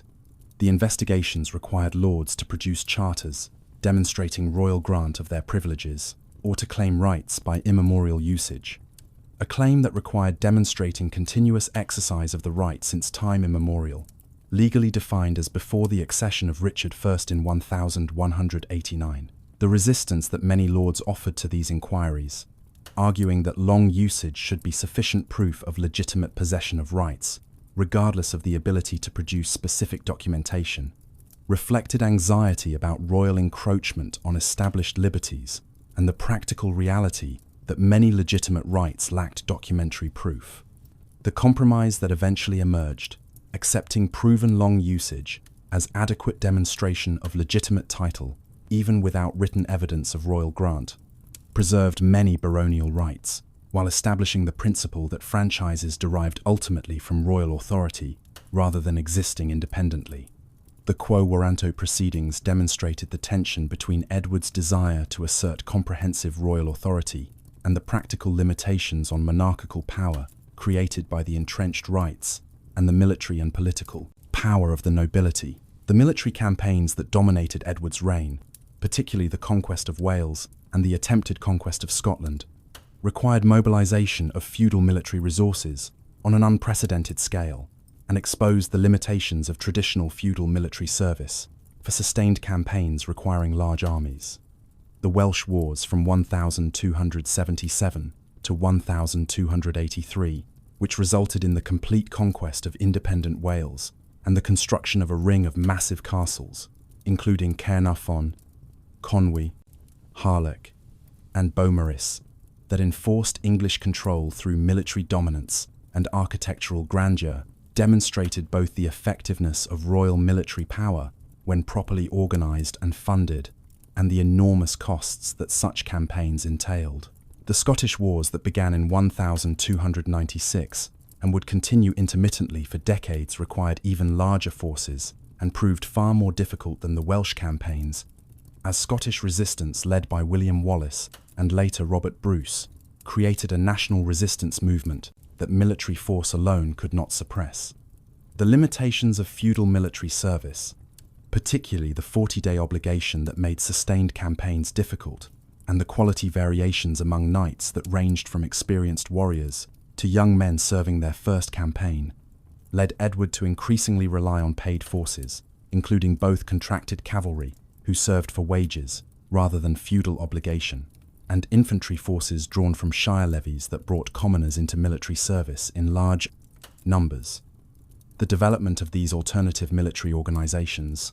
while not eliminating feudal service entirely, began the transformation that would eventually make feudal military obligations obsolete, as new forms of military organization proved more effective and reliable. The financial demands of Edward's military campaigns required revenues far beyond what traditional feudal sources could provide, forcing the king to seek parliamentary consent for taxation that would fall not just on the feudal classes, but on the broader population, through taxes on movable property. The development of Parliament as an institution, with some authority to grant or refuse taxation, reflected not constitutional principle, but practical necessity, as the king needed broader cooperation to extract the substantial resources that war required. The model Parliament of 1295, traditionally seen as establishing the basic composition of Parliament with lords, spiritual and temporal meeting, alongside elected representatives of shires and boroughs, actually represented Edward's attempt to secure maximum support for taxation, rather than a conscious effort to create representative institutions, but its composition and procedures influenced subsequent parliamentary development. The conflicts over taxation that emerged in the later years of Edward's reign, when the nobility and clergy resisted what they considered excessive and unauthorized tax demands, demonstrated that even effective monarchy faced limits when it attempted to extract resources beyond what custom and consent allowed. The Confirmatio Cartarum of 1297, which reaffirmed Magna Carta and the Forest Charter and promised that the king would seek consent for taxation, represented a significant concession that established parliamentary authority over taxation more firmly than previous practice had done. The economic transformation that accelerated during the 13th century created social changes that gradually undermined traditional feudal relationships and prepared the ground for the system's eventual decline. The expansion of commerce and the increasing monetization of economic relationships made money rents more attractive to many lords than the traditional labor services that villeins owed, leading to the commutation of services for cash payments that gave peasants greater control over their own labor, while providing lords with revenues they could use more flexibly than the products of demesne cultivation. The development of markets for agricultural commodities meant that lords who continued to cultivate demesnes directly often did so with hired labor, rather than depending on the unreliable and sometimes grudging services of unwilling specken villeins, creating a rural wage labor market that offered opportunities for peasants to earn money beyond the obligations to their lords. The growth of towns and urban occupations provided alternatives to agricultural life for some portion of the rural population, with younger sons and others finding opportunities in crafts, trade, and service occupations that offered escape from the restrictions and obligations of villenage. The gradual erosion of personal unfreedom that resulted from these economic changes proceeded unevenly across different regions and among different manors, with some areas maintaining traditional servile obligations well into the 14th century, while others saw widespread commutation and the emergence of a more commercially oriented agriculture based on wage labor and market production. The legal status of villeins remained fundamentally unchanged despite these economic transformations, as the common law continued to deny villeins access to royal courts for most purposes, and maintained the principle that they held their lands at the will of their lords, rather than by protected tenure. The contradiction between the economic freedom that many villeins achieved through commutation of services and their continued legal disabilities created frustrations that would eventually contribute to social unrest and demands for the abolition of villenage entirely. The efforts that some villeins made to claim free status through various legal strategies, including arguments about ancient free tenure of their holdings, or claims that their ancestors had been free and that they had been illegally reduced to villenage, generated litigation that illuminated both the importance of free status and the difficulties of proving claims about ancestral condition, when written documentation rarely extended back more than a few generations. The lords' determined defense of their rights over villeins, even when the economic value of servile obligations had diminished, reflected both genuine concerns about revenues and the symbolic importance of lordship and the social hierarchy that villenage represented. The gradual decline of villenage as a significant institution proceeded through the 14th and 15th centuries, as changing economic and demographic conditions made servile labor less economically rational, and as social conflicts and political changes gradually undermined the legal foundations of personal unfreedom. The crisis of feudalism that began in the early 14th century resulted from a combination of factors including military failures, political conflicts, economic disruption, and demographic catastrophe that exposed the system's weaknesses and initiated changes that would eventually transform English society. The Scottish victory at Bannockburn in 1314, where Robert Bruce's army destroyed Edward II's much larger force and secured Scottish independence, demonstrated that feudal military organization could be defeated by determined resistance using innovative tactics. As the Scottish schiltrons, dense formations of infantry armed with long spears, proved capable of withstanding cavalry charges and defeating mounted knights through coordinated discipline. The military implications of this defeat, suggesting that infantry forces properly trained and led could challenge cavalry dominance, influenced military development throughout Europe and contributed to the gradual decline of the knights' military supremacy that had been fundamental to feudal organization. The political crisis of Edward II's reign, marked by conflicts with powerful barons who resented the king's favorites and his ineffective governance, culminated in the king's deposition in 1327, the first successful removal of an anointed king in English history. The deposition's justification, on grounds of the king's incompetence and misgovernment, while achieved through military force and the pressure of powerful nobles, established a precedent that monarchy was conditional on effective governance and that subjects retained some right to resist or remove kings who violated their obligations, a principle that challenged feudal concepts of unconditional loyalty and absolute royal authority. The economic disruptions of the early 14th century, including a series of poor harvests in 1315 through 1317 that caused widespread famine, livestock epidemics that destroyed cattle and sheep populations, and generally deteriorating climate conditions that made agriculture more difficult and less productive, created hardship throughout English society and reduced the revenues that supported the feudal hierarchy. The Great Famine of 1315 through 1317, caused by excessive rainfall that rotted crops in the fields and prevented adequate harvest, killed perhaps 10 to 15% of England's population through starvation and disease, demonstrating the vulnerability of medieval agriculture to climate variations and the limitations of the existing social systems to respond effectively to crisis. The famine's impact on social relationships, as lords attempted to maintain their incomes despite reduced agricultural production, while peasants struggled simply to survive, created tensions that persisted even after conditions improved. The evidence from manorial records of increased mortality, abandoned holdings, and disrupted agricultural routines provides detailed documentation of the crisis's impact on individual communities, revealing the human cost of events that economic historians might treat as abstract data about production and prices. The Black Death that struck England in 1348 through 1350 represented a demographic catastrophe of such magnitude that it fundamentally altered the economic and social foundations of feudal society. The plague, arriving from continental Europe in the summer of 1348, spread rapidly through England's population, killing perhaps 40 to 60% of the population within 2 years, and recurring in subsequent waves that prevented demographic recovery for over a century. The mortality rates that afflicted all levels of society but hit particularly hard in densely populated areas and among the poor whose malnutrition and unsanitary living conditions made them especially vulnerable created immediate labor shortages that disrupted agricultural production and all other economic activities. The manorial records that document the plague's impact through lists of deaths, vacant holdings, and uncollected rents provide chilling evidence of the catastrophe's scale, with some manors losing half or more of their tenant population and entire villages being abandoned as survivors fled or died. The immediate economic effects included sharp increases in wages as surviving workers demanded higher compensation for their now scarce labor, simultaneous increases in land rents as desperate peasants competed for the reduced number of holdings,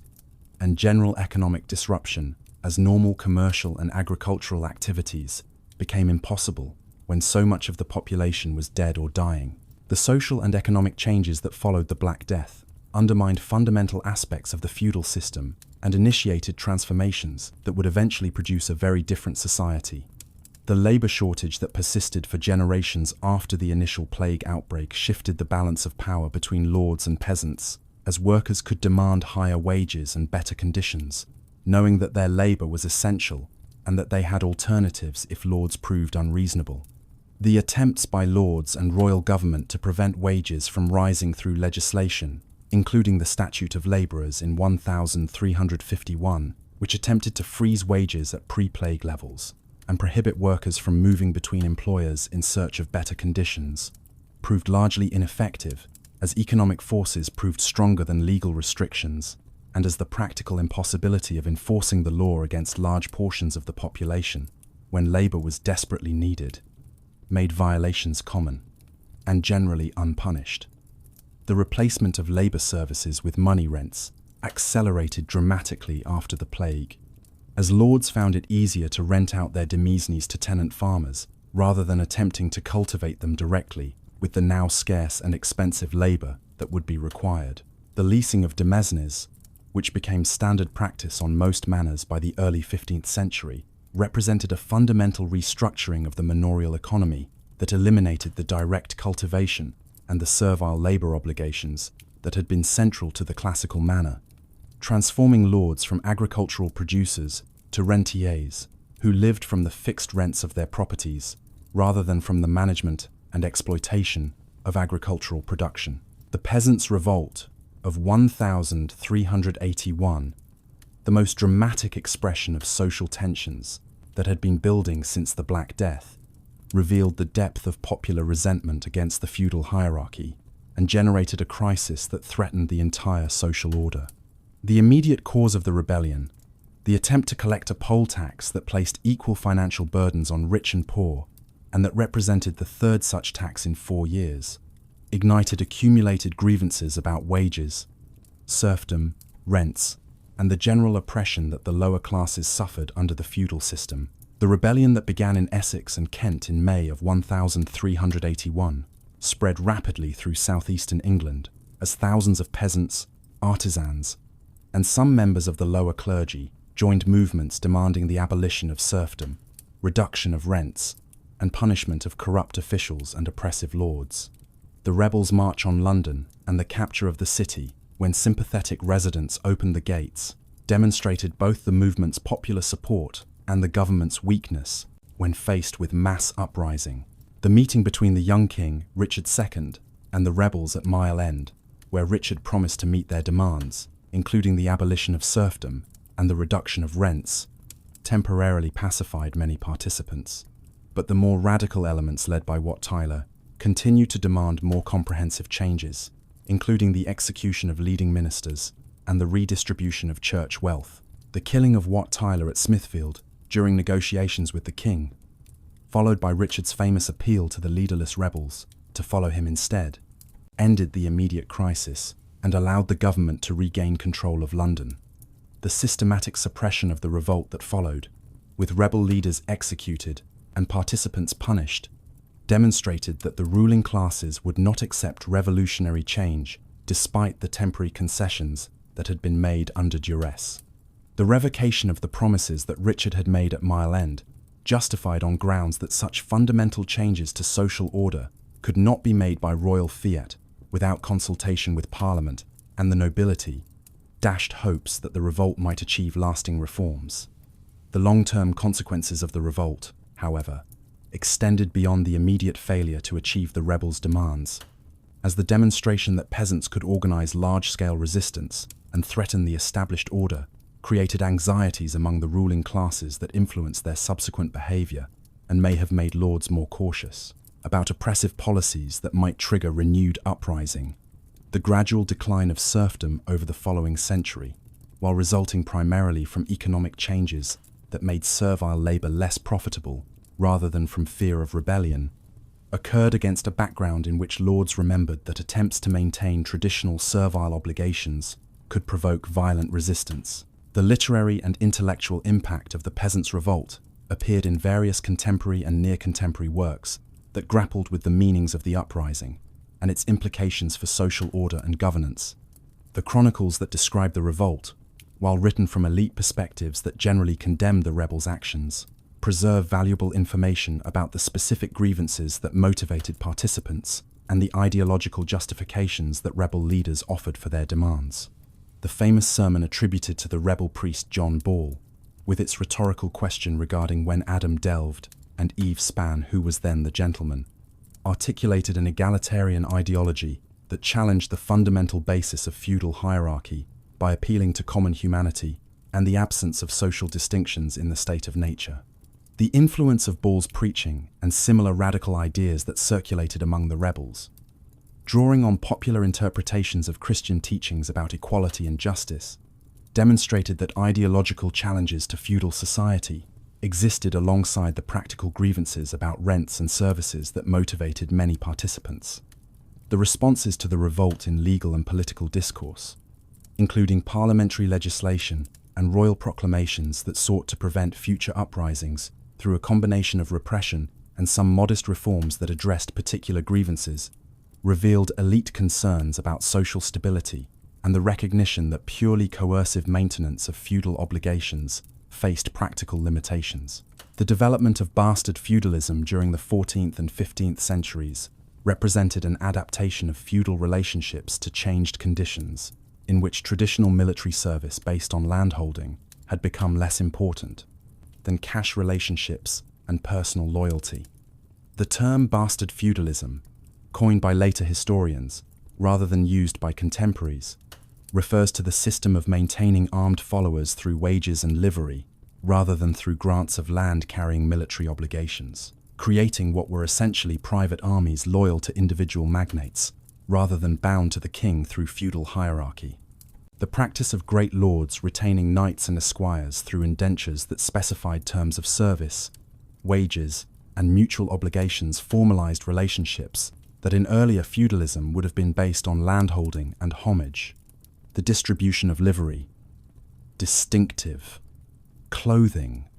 or badges that identified the lord whom followers served, created visible symbols of lordship and followings that had political and social significance beyond their practical function of identifying retainers. The growth of these private followings undermined royal authority and contributed to the political instability of the 15th century, as powerful magnates with substantial armed forces could pursue their interests through violence, with reduced fear of royal intervention. The 100 Years' War that occupied much of the 14th and 15th centuries, from 1337 to 1453, required military mobilization on a scale that traditional feudal service could not provide, accelerating the transformation of military organization and the fiscal demands on the kingdom. The English successes in the war's first phase, including the great victories at Crécy in 1346 and Poitiers in 1356, where English armies heavily outnumbered by French forces won dramatic triumphs through effective use of longbow archers combined with dismounted men-at-arms, demonstrated that feudal cavalry no longer dominated battlefields and that well-trained infantry could be decisive in medieval warfare. The effectiveness of the English longbow, which could be shot rapidly and accurately by skilled archers trained from childhood, and which could penetrate armor at substantial distances, created a tactical revolution that undermined the military basis of feudalism by showing that common soldiers with relatively inexpensive weapons properly deployed could defeat mounted knights whose expensive equipment and years of training had previously made them militarily dominant. The reliance on paid soldiers, rather than feudal levies for campaigns in France, with contracts specifying terms of service and rates of pay for different ranks of combatants, created a more professional military force that could be maintained for extended campaigns, but that required enormous financial resources to sustain. The financial burden of the war generated political conflicts between the Crown and Parliament over taxation and governance that contributed to the development of parliamentary power and constitutional limitations on monarchy. The need for parliamentary consent to the taxation required to fund the war gave Parliament leverage to demand redress of grievances and influence over policy that earlier parliaments had lacked, creating precedents for parliamentary authority that would influence subsequent constitutional development. The impeachment process that Parliament developed during this period, claiming authority to charge royal ministers with misconduct and remove them from office, represented a significant assertion of parliamentary power that challenged traditional royal prerogatives over appointment and removal of officials. The the Good Parliament of 1376, which impeached several royal ministers and attempted to reform governmental corruption, demonstrated parliamentary assertiveness, even though many of its achievements were reversed after it disbanded, establishing patterns of parliamentary activism that would recur in later periods of political tension. The reign of Richard II from 1377 to 1399, spanning his minority when power was exercised by councils and leading nobles through his personal rule that became increasingly autocratic and erratic, illustrated the tensions within late medieval feudalism between royal authority and baronial power. Richard's conflicts with the leading nobles who had dominated government during his minority, particularly his uncles including John of Gaunt, Duke of Lancaster, involved complex disputes about governance,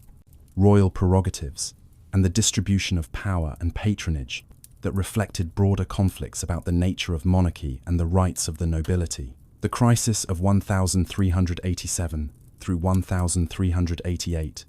when a group of leading nobles, known as the Lords Appellant, challenged the king's advisors and forced through Parliament the condemnation of several royal favourites, represented a dramatic assertion of baronial power that temporarily reduced the king to near figurehead status. Richard's eventual recovery of power and his revenge against the appellants through arrests, executions, and forced exiles demonstrated royal determination to assert authority, but his increasingly tyrannical behaviour and arbitrary confiscation of estates created opposition that eventually facilitated his deposition. The usurpation of Henry IV in 1399, when Henry Bolingbroke returned from exile to claim the throne after Richard II had confiscated the Lancastrian inheritance following John of Gaunt's death, created a weak Lancastrian dynasty whose disputed legitimacy would eventually contribute to civil war. The justifications offered for Henry's seizure of the crown, including claims that Richard had forfeited the throne through tyranny and misgovernment, that Henry descended from Henry III, through a line senior to Richard's, and eventually that Henry had conquered the kingdom by force of arms, reflected the weakness of his position and the difficulty of legitimizing the overthrow of an anointed king. The parliamentary role in recognizing Henry as king, though Parliament could not truly be said to have elected him, given that his army controlled London and Richard had already abdicated under duress, created precedents that would influence later discussions of parliamentary authority and the source of royal legitimacy. The rebellions and conspiracies that plagued the early Lancastrian kings, including Welsh revolt led by Owain Glyndwr that nearly succeeded in achieving Welsh independence, and various plots by nobles who supported Richard II or his Mortimer heirs, who had arguably better claims to the throne, demonstrated the political instability that illegitimate usurpation created. The resumption of the 100 Years' War under Henry V, whose victory at Agincourt in 1415 became one of England's most celebrated military triumphs, temporarily strengthened the Lancastrian dynasty through military success, but ultimately contributed to the financial exhaustion and political crisis that would produce civil war. The Treaty of Troyes in 1420, which recognized Henry as heir to the French throne and regent of France during Charles VI's lifetime, represented the high point of English success in the war, but created obligations and ambitions that England ultimately could not sustain. The deaths of both Henry V and Charles VI in 1422, leaving the infant Henry VI as king of both England and France, created an impossible situation as effective government of both kingdoms simultaneously proved beyond the capability of even the most able regents and councils. The gradual loss of French territories during Henry VI's minority and personal rule, culminating in the loss of all English possessions in France, except Calais, by 1453, represented a humiliating defeat that discredited the Lancastrian government and contributed to the political crisis that produced the Wars of the Roses. The Wars of the Roses, from 1455 to 1487, the civil wars between the houses of Lancaster and York that devastated the English nobility and transformed English politics, represented both the culmination of tensions within late feudalism and the beginning of the system's transformation into something fundamentally different. The dynastic nature of the conflict, revolving around competing claims to the throne between descendants of Edward III's various sons, involved complex genealogical arguments that reflected the importance of hereditary right in an age when clear succession principles might have prevented conflict. The military character of the wars, with numerous battles involving armies composed largely of the private forces that magnates had retained through indentures and livery, demonstrated both the power that great nobles could mobilize and the dangers that such private military forces posed to political stability. The battles at Street, Albans in 1455, Wakefield in 1460, Towton in 1461, Barnet and Tewkesbury in 1471, and Bosworth in 1485, along with numerous smaller engagements, killed thousands of combatants and decimated the higher nobility through deaths in battle, executions of prisoners, and the judicial murders that followed political reversals. The impact of the wars on the feudal nobility was devastating, with many of the great families that had dominated English politics for centuries being extinguished or seriously weakened through deaths and attainders that confiscated their estates. The royal house of Lancaster was extinguished when Edward IV's forces killed Henry VI's son Edward at the Battle of Tewkesbury in 1471 and murdered Henry himself in the Tower of London. Shortly thereafter, the House of York suffered similar devastation, with Edward IV's brother Richard III dying at Bosworth in 1485, and Richard's nephew Edward, Earl of Warwick, being executed by Henry VII in 1499 to eliminate a potential rival.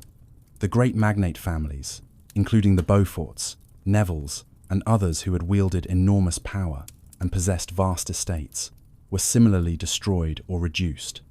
creating a nobility that was both diminished in numbers and weaker in political power relative to the crown. The centralization of power in royal hands that resulted from the nobility's weakening enabled Tudor monarchs to assert authority that earlier kings would have found impossible to maintain against strong and united baronial opposition. The accession of Henry Tudor as Henry VII in 1485,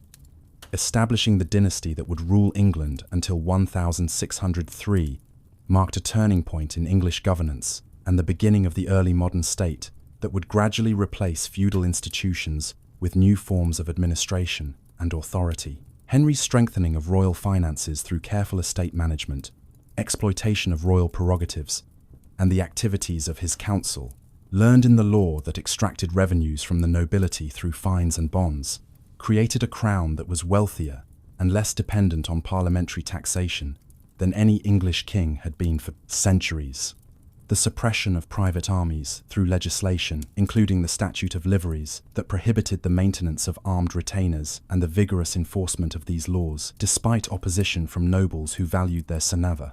Followings demonstrated royal determination to eliminate the private military forces that had enabled the Wars of the Roses. The use of prerogative courts, including the Star Chamber that operated outside the common law system and judged cases according to equity and conscience rather than strict legal rules, provided the Crown with judicial instruments for enforcing royal policy and punishing opposition that did not depend on juries that might be intimidated or influenced by powerful defendants. The development of the Royal Council as an effective instrument of governance, staffed increasingly by professionals trained in law and administration, rather than by great nobles holding office by hereditary right, created a bureaucratic apparatus that could implement royal policy throughout the kingdom. The dissolution of the monasteries under Henry VIII, from 1500.36 to 1500.40, while primarily motivated by Henry's break with Rome and his need for revenue to fund foreign wars, eliminated ecclesiastical institutions that had been integral to feudal landholding and society for 5 centuries. The suppression of the religious houses, first the smaller monasteries and then the great abbeys, transferred perhaps a quarter of all land in England from ecclesiastical to royal hands, creating the greatest redistribution of property since the Norman Conquest. The sale or grant of former monastic lands to nobles, gentry, and merchants created new patterns of landholding and a class of beneficiaries whose wealth and status depended on maintaining the Reformation settlement. fundamentally altering the political landscape.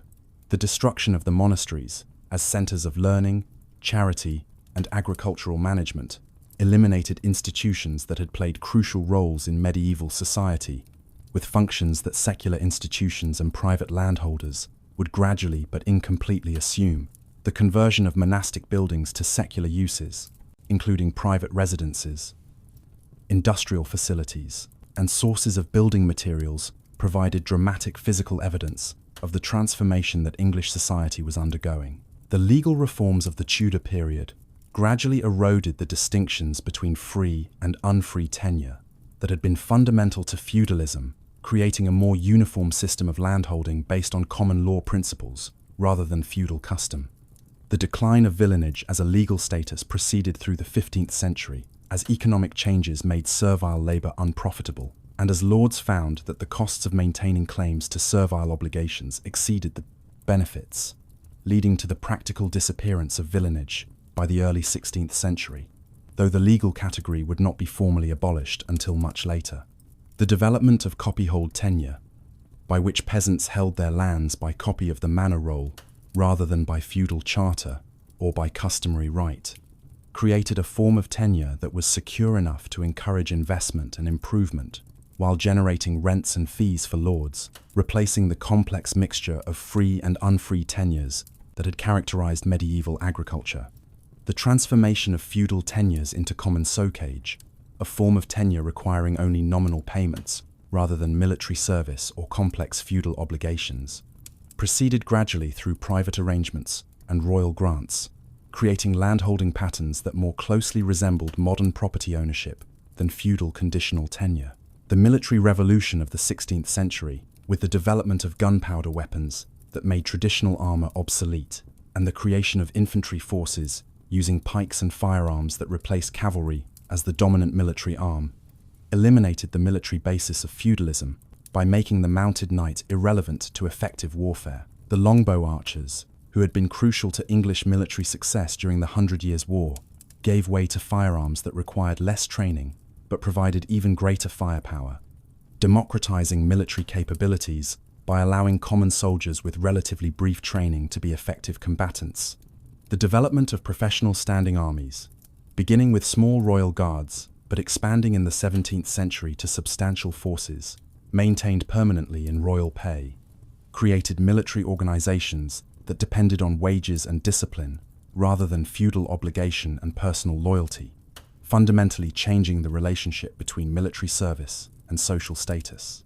The monopolization of military force by the state, eliminating the private armies and castle-based military power that had characterized feudalism, created the conditions for more effective central government while reducing the nobility to a largely civilian ruling class whose power derived from wealth and political influence rather than military capabilities. The transformation of Parliament from an institution that primarily granted taxation and heard petitions into a legislative body that shared sovereignty with the Crown proceeded through the 16th and 17th centuries as changing political and religious circumstances enhanced parliamentary importance and created precedents for parliamentary authority. The Reformation Parliament of the 1530s, which enacted Henry VIII's religious revolution, including the break with Rome and the dissolution of the monasteries, demonstrated Parliament's legislative capabilities and established its authority over religious matters that had previously been considered outside secular jurisdiction. The development of parliamentary privilege, including freedom of speech for members and immunity from arrest during sessions, created conditions for more independent parliamentary action and reduced direct royal control over parliamentary proceedings. The growth of the House of Commons' power relative to the House of Lords, reflecting the changing distribution of wealth and political influence as the gentry and merchant classes gained importance, while the old nobility declined, gradually shifted the balance within Parliament and created an institution that would eventually claim to represent the nation rather than simply the feudal hierarchy. The English Civil War of the 1640s, while involving many issues beyond the remnants of feudalism, represented the final destruction of the personal monarchy and the feudal concepts of obligation and loyalty that had survived in modified forms into the early modern period. The parliamentary victory in the Civil War, execution of Charles I, and brief Republican experiment demonstrated that monarchy was conditional rather than absolute, and that subjects possessed rights that even kings must respect. The restoration of Charles II in 1660 seemingly returned England to monarchy, but the conditions under which Charles was restored and the political realities of Restoration England meant that royal authority was more limited and parliamentary power more secure than before the Civil War. The Glorious Revolution of 1688, which overthrew James II and installed William and Mary as constitutional monarchs, whose authority derived from parliamentary invitation rather than hereditary right alone, established definitively that Parliament was supreme and that English governance operated through law and institutions rather than through the personal authority and feudal relationships that had characterized medieval monarchy. The Bill of Rights of 1689, codifying parliamentary supremacy and limiting royal prerogatives, provided constitutional foundations for parliamentary government that completed the transformation from feudal to modern governance. The formal legal abolition of feudal tenures in 1660 through the Statute for the Abolition of Military Tenures,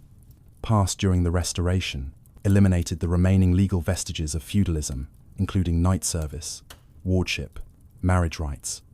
and various other feudal incidents that had survived into the 17th century despite having lost practical significance.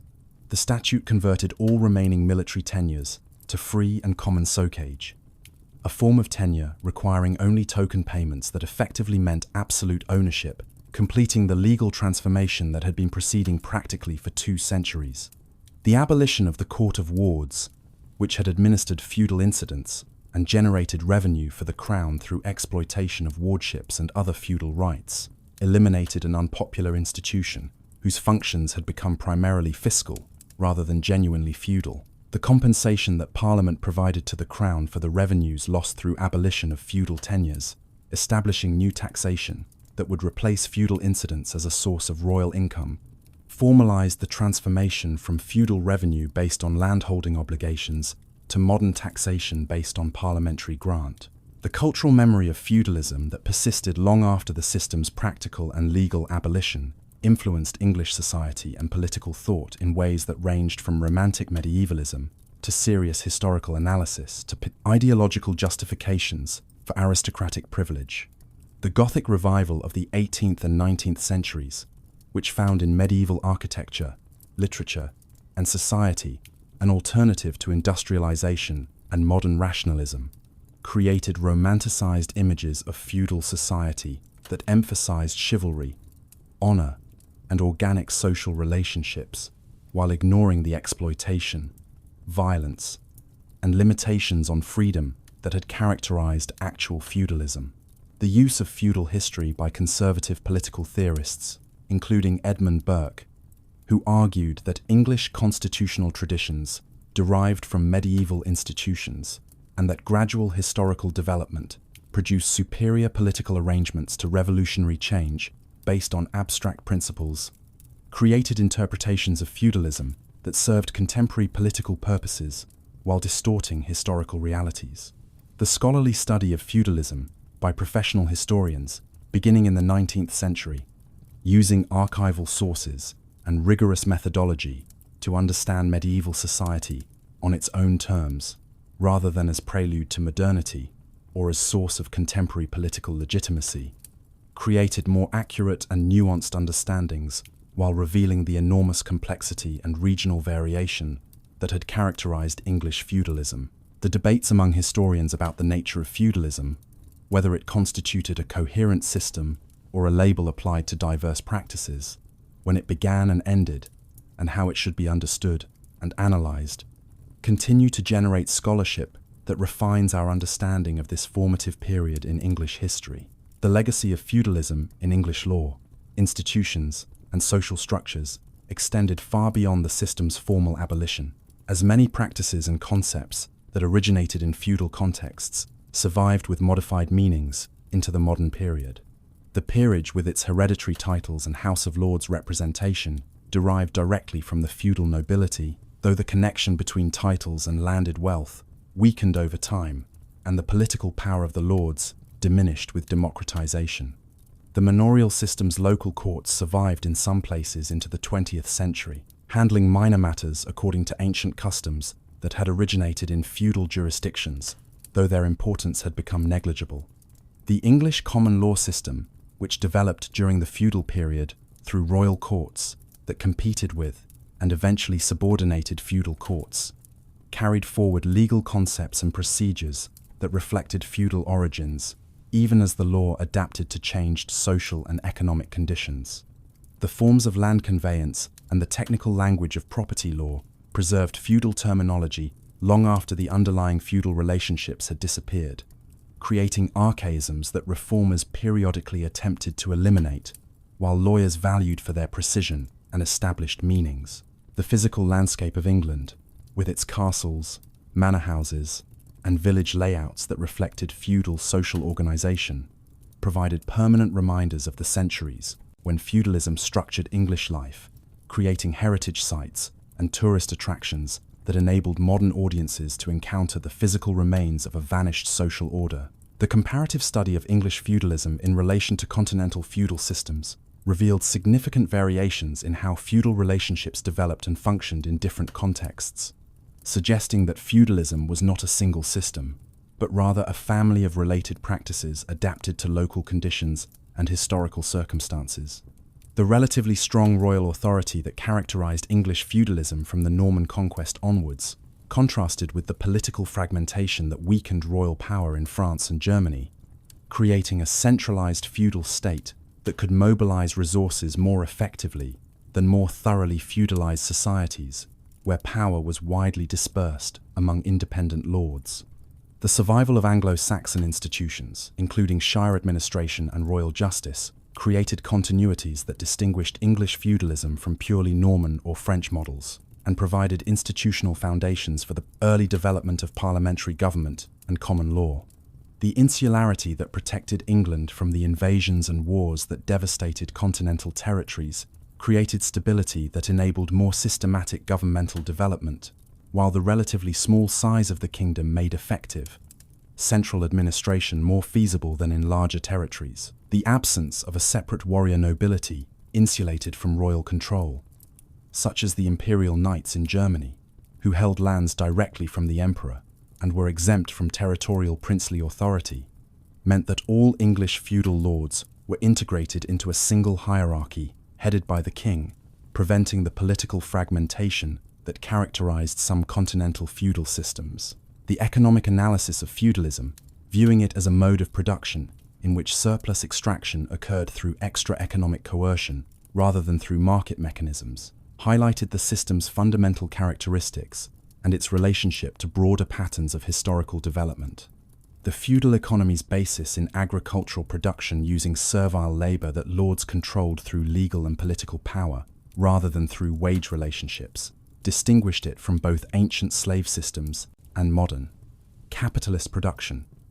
creating a distinctive economic formation that structured medieval European society. The limits on development that feudalism imposed through the diversion of surplus to support military and aristocratic consumption, rather than productive investment, through restrictions on labor mobility and innovation, and through the parcelization of sovereignty that created barriers to long-distance trade, helped explain why feudal economies generally experience slow growth, and why the transformation to capitalism required the breakdown of feudal relationships and institutions. The variations in feudal economic organization across different regions of England, with some areas characterized by heavily manorialized economies with substantial demesne cultivation using servile labor,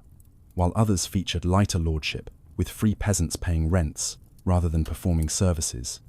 demonstrated that feudalism encompassed diverse economic arrangements rather than a single uniform system. The social analysis of feudalism, examining the lived experiences of people at different levels of the feudal hierarchy from kings through various ranks of nobility to free peasants and serfs, revealed the complex realities that abstract descriptions of feudal relationships obscured.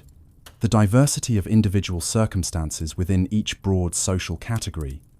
the possibilities for social mobility through military service, royal favor, or commercial success,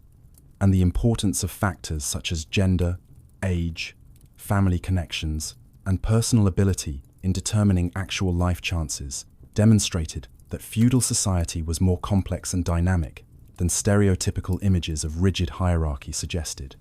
The cultural values that feudalism produced, including concepts of honor, loyalty, proper behavior according to social status, and appropriate relationships between different ranks, shaped individual identities and social interactions, while also generating resistance and alternative values among those disadvantaged by the system. The violence that permeated feudal society, from the private warfare that powerful nobles conducted against each other, to the routine exploitation and abuse that lords inflicted on dependent peasants, created a social environment very different from the romantic images of chivalry and organic community that later idealizations would construct. The study of feudalism's decline and transformation revealed that no single cause, but rather multiple interacting factors, gradually eroded the system and created conditions for the emergence of different forms of social and political organization. The demographic catastrophe of the Black Death disrupted labor relationships and shifted power balances between lords and peasants in ways that undermined servile agriculture and accelerated the commutation of services for rents.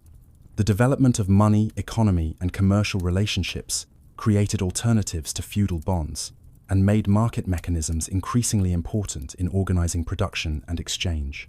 The growth of royal power and the development of more effective state institutions reduced the autonomy of feudal lords and subordinated them to royal authority, exercised through bureaucratic administration rather than personal feudal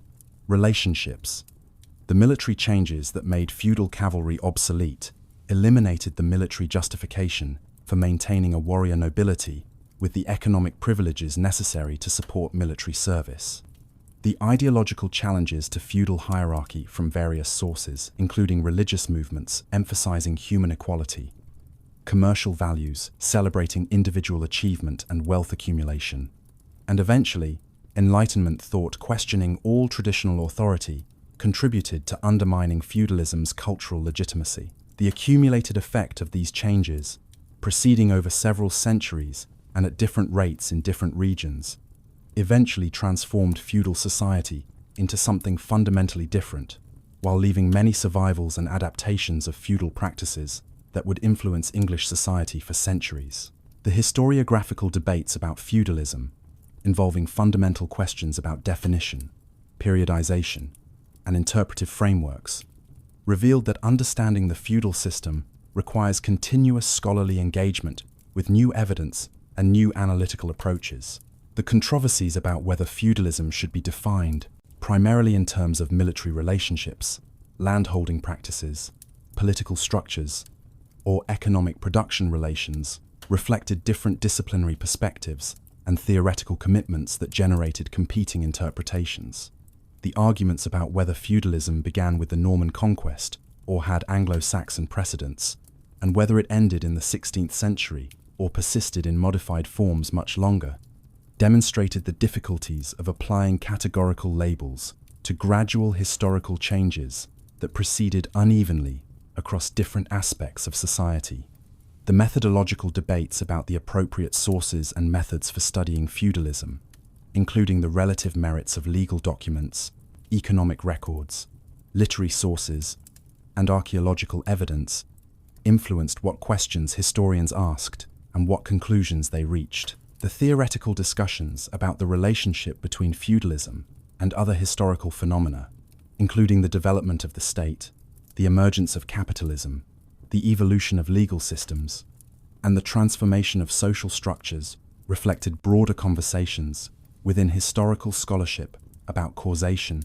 periodization, and the nature of historical change. The enduring significance of studying English feudalism extended beyond antiquarian interest to illuminate fundamental questions about social organization, political authority, economic structures,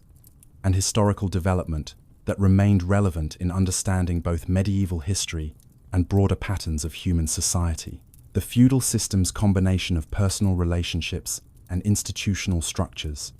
its integration of military, political, economic, and social functions, and its evolution over centuries in response to changing conditions provided examples of how complex social systems develop and transform. The tensions between hierarchical authority and legal limits, between local autonomy and central power, and between traditional custom and innovative change that characterized feudalism, raised issues that remained pertinent to political organization in any era. The economic relationships that feudalism created, extracting surplus from agricultural producers to support military and political functions, while limiting possibilities for development and innovation, illustrated broader problems about resource allocation and the relationship between social structure and economic growth. The ultimate failure of feudalism to adapt successfully to changed circumstances, and the conflicts and transformations that marked its decline, demonstrated how even long-established and apparently stable social systems could be, undermined by accumulated pressures and replaced by fundamentally different arrangements. The study of feudalism thus provided not only knowledge about a crucial period in English history, but also insights into the dynamics of social change that enhanced understanding of historical development generally, and the complex processes through which societies evolve and transform. The material culture of feudalism,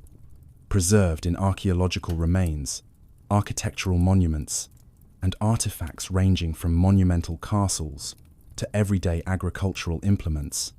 provides tangible evidence that complements and sometimes challenges the documentary record, revealing aspects of feudal life that written sources ignore or misrepresent. The castles that dominated the medieval English landscape served as both military strongholds and residential complexes, where the routines of aristocratic life unfolded in spaces designed to display power while providing for the practical needs of large households, including not only the lord's family, but also knights, servants, craftsmen, and various dependents whose labor maintained the complex organism that a great household represented. The architectural evolution visible in surviving castles traces the development from the crude motte and bailey structures thrown up immediately after the conquest, through the massive stone keeps of the 12th century, to the sophisticated eso, concentric defenses, and palatial residential ranges of the 13th and 14th centuries, with each phase reflecting changing military technology, evolving concepts of lordship and display,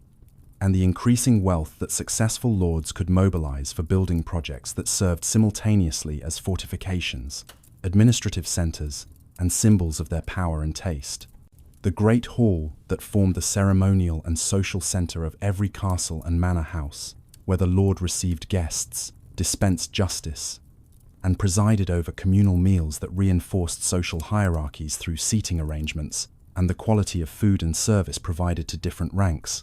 combined functional necessity with architectural grandeur in proportions and decorations that proclaimed the lord's status. The private chambers that developed increasingly during the later medieval period, separating the lord's family from the public life of the hall and creating spaces for intimacy and privacy that earlier aristocratic life had largely lacked,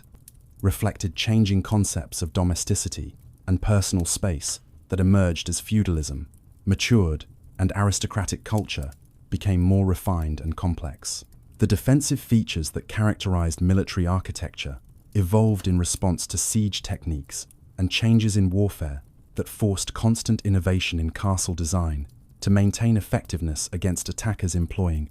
increasingly sophisticated methods and equipment. The thick curtain walls, punctuated by towers that provided flanking fire along the wall's lengths, replaced the simple enclosures of early castles, creating defensive systems that required attackers to overcome multiple obstacles while exposing themselves to defensive fire from protected positions. The gatehouses that became increasingly elaborate during the 13th century, featuring multiple portcullises,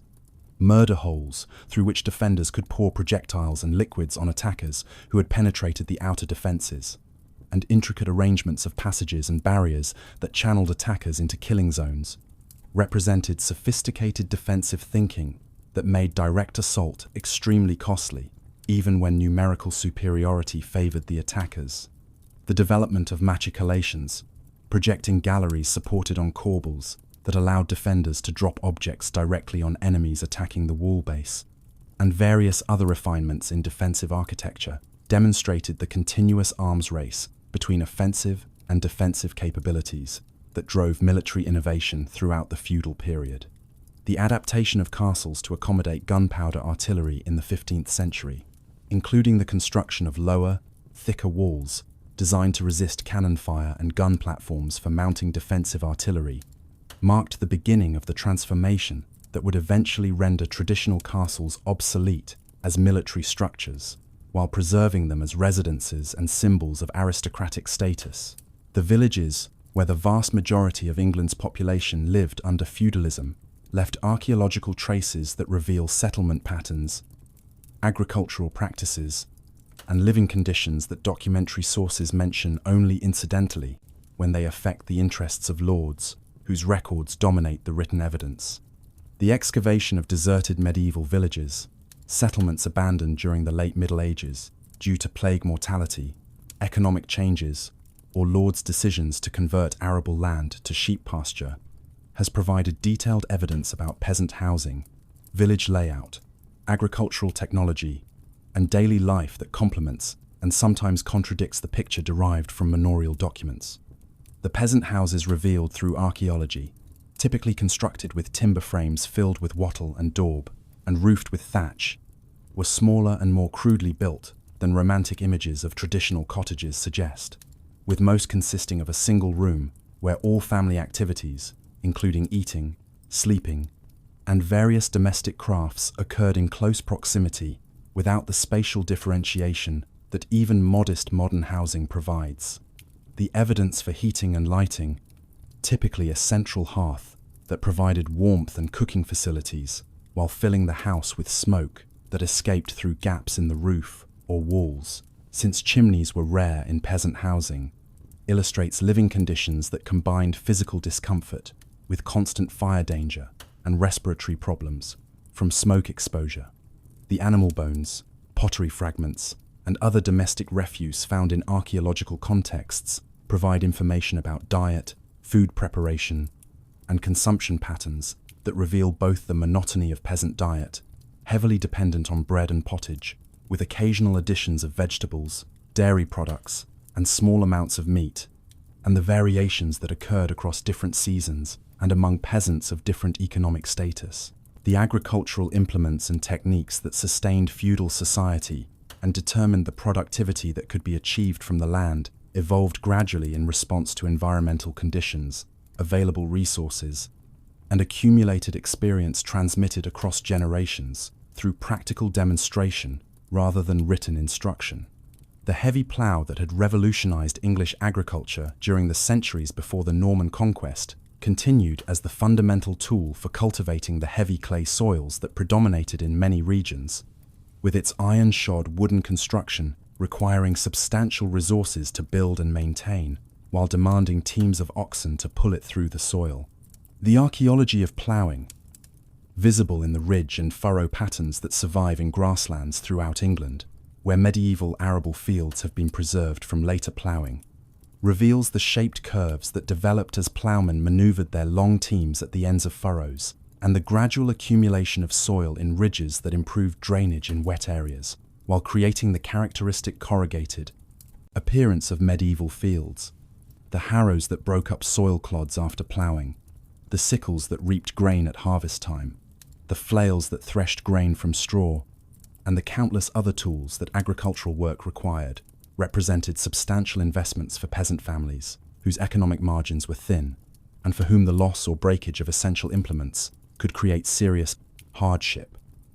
The water mills and windmills that appeared increasingly throughout the English landscape during the 12th and 13th centuries, grinding grain into flour more efficiently than human-powered grinding stones could achieve,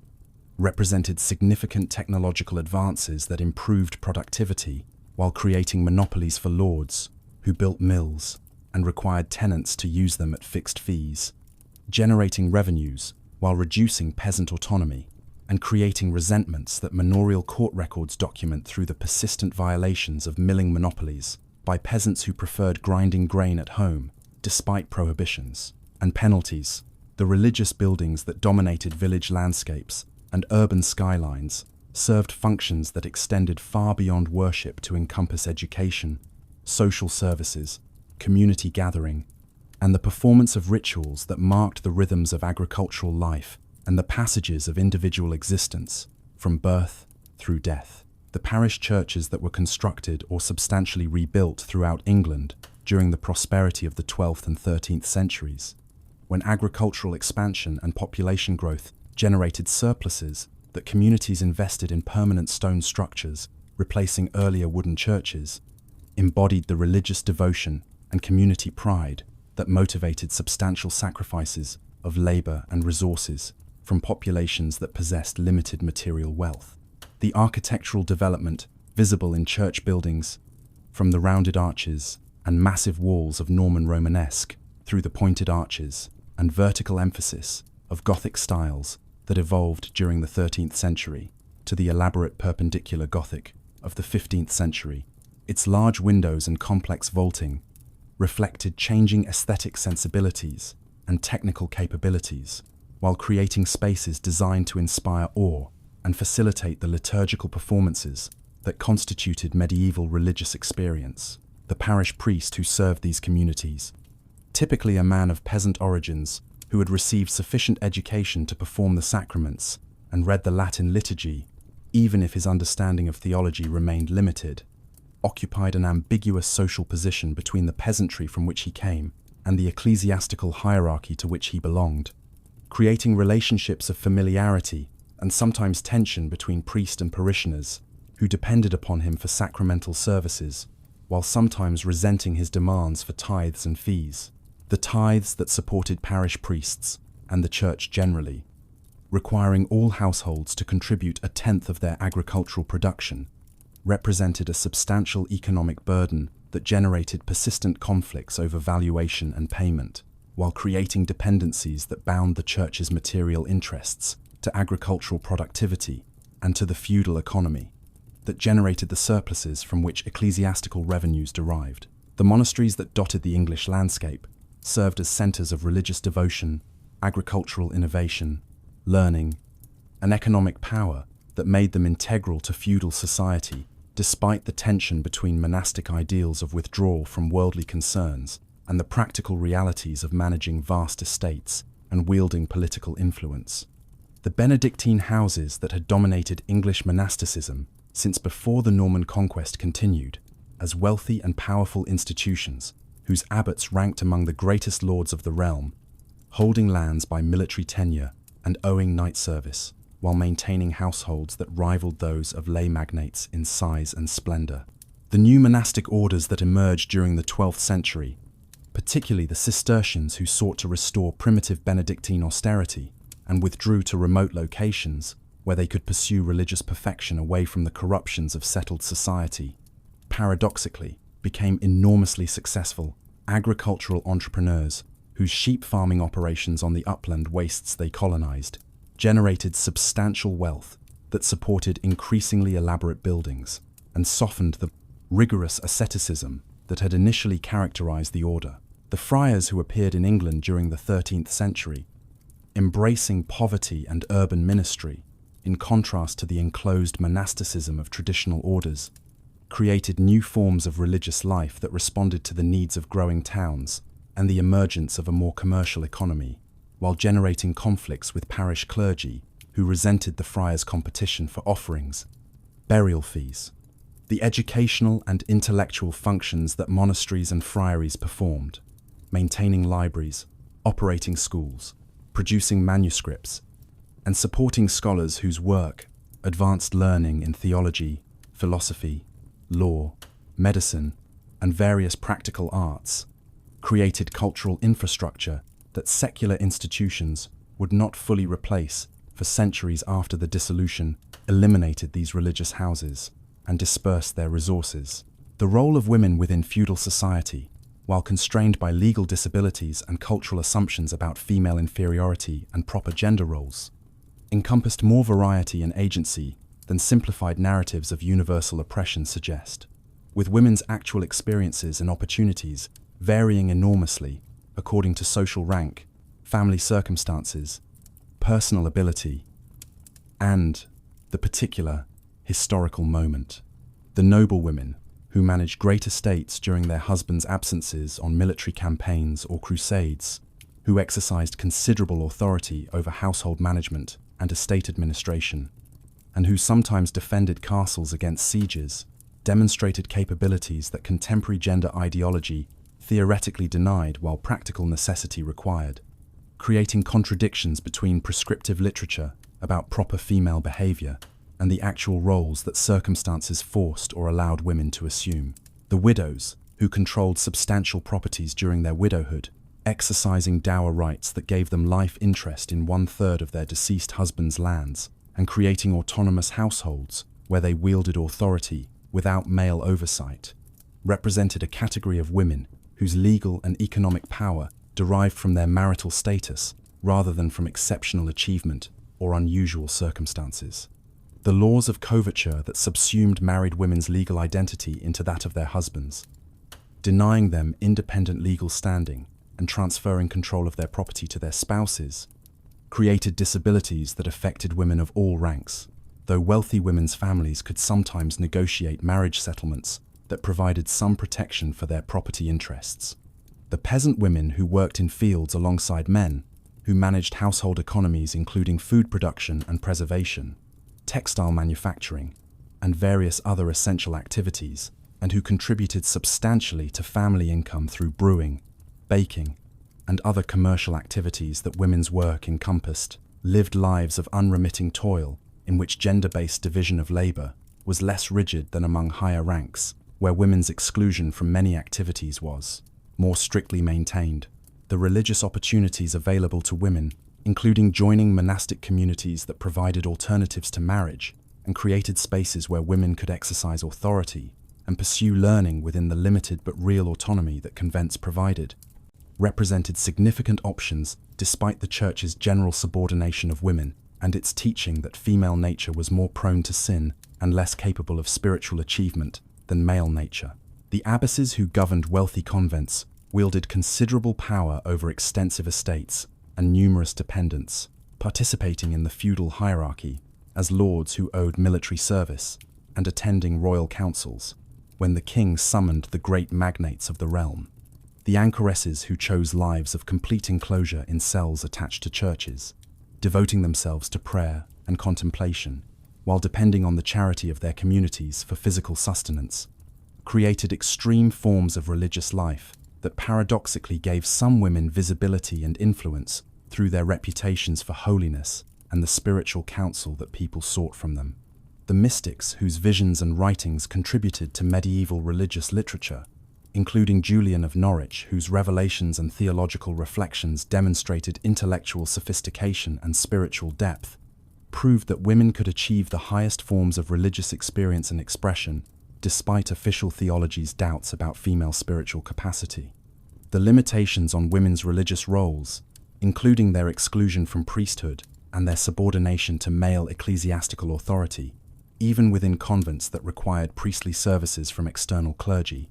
reflected broader patterns of gender hierarchy that structured medieval society, while generating occasional resistance and persistent tensions between theoretical inferiority and practical capabilities. The legal systems that governed feudal society operated through multiple jurisdictions, including royal courts, baronial courts, ecclesiastical courts, urban courts, and manorial courts that created a complex landscape of competing authorities and overlapping claims to jurisdiction. The royal courts that expanded dramatically during the 12th and 13th centuries, offering standardized procedures and professional judges whose expertise and relative impartiality made them increasingly attractive alternatives to traditional feudal and local courts, developed the common law that would become one of England's most distinctive and influential institutional contributions. The creation of specialized royal courts, including the Court of Common Pleas, which handled civil disputes between subjects, the Court of King's Bench, which dealt with criminal matters and cases involving royal interests, and the Court of Exchequer, which managed royal finances and heard cases involving revenue, represented institutional differentiation that reflected the increasing complexity of government and the volume of judicial business that required specialized handling. The development of the writ system, which required litigants to purchase specific forms of action appropriate to their claims, and which determined what issues courts could consider and what remedies they could provide, created a flexible instrument for judicial innovation that allowed new forms of action to be developed while maintaining theoretical continuity with established practice. The jury system that evolved from earlier practices of using sworn inquests to determine facts provided a method for resolving disputed questions that many litigants found superior to the traditional ordeals and trials by combat that had characterized earlier justice, though the transition from older to newer methods proceeded gradually with much regional and social variation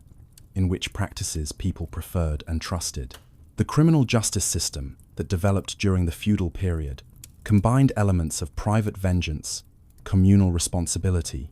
and increasingly assertive royal authority that gradually transformed criminal prosecution from primarily a matter for victims and their families to a concern of the state.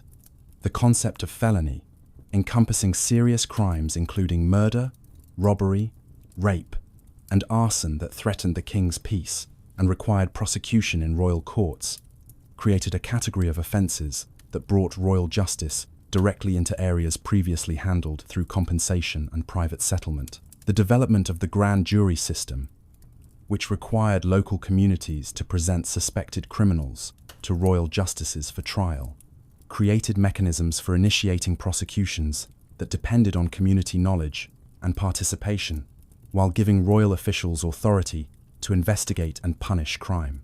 The harsh penalties that criminal law prescribed for felonies, typically death by hanging for convicted offenders with their property forfeited to the crown, reflected medieval assumptions about deterrence and the limited alternatives available in societies that lacked effective prisons or rehabilitation programs.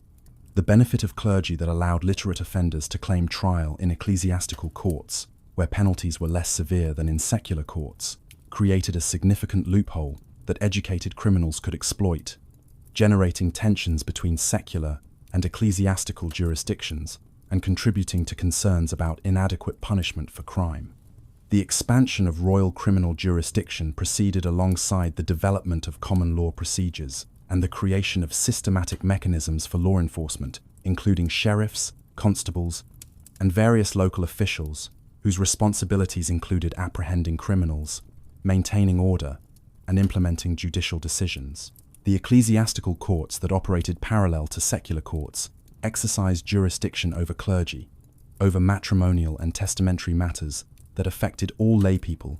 and over various moral offences including sexual misconduct, defamation, and breaches of faith that the Church claimed authority to judge. The tensions between ecclesiastical and secular jurisdiction, visible most dramatically in the Becket controversy, but recurring throughout the feudal period in countless disputes about which court should hear particular cases,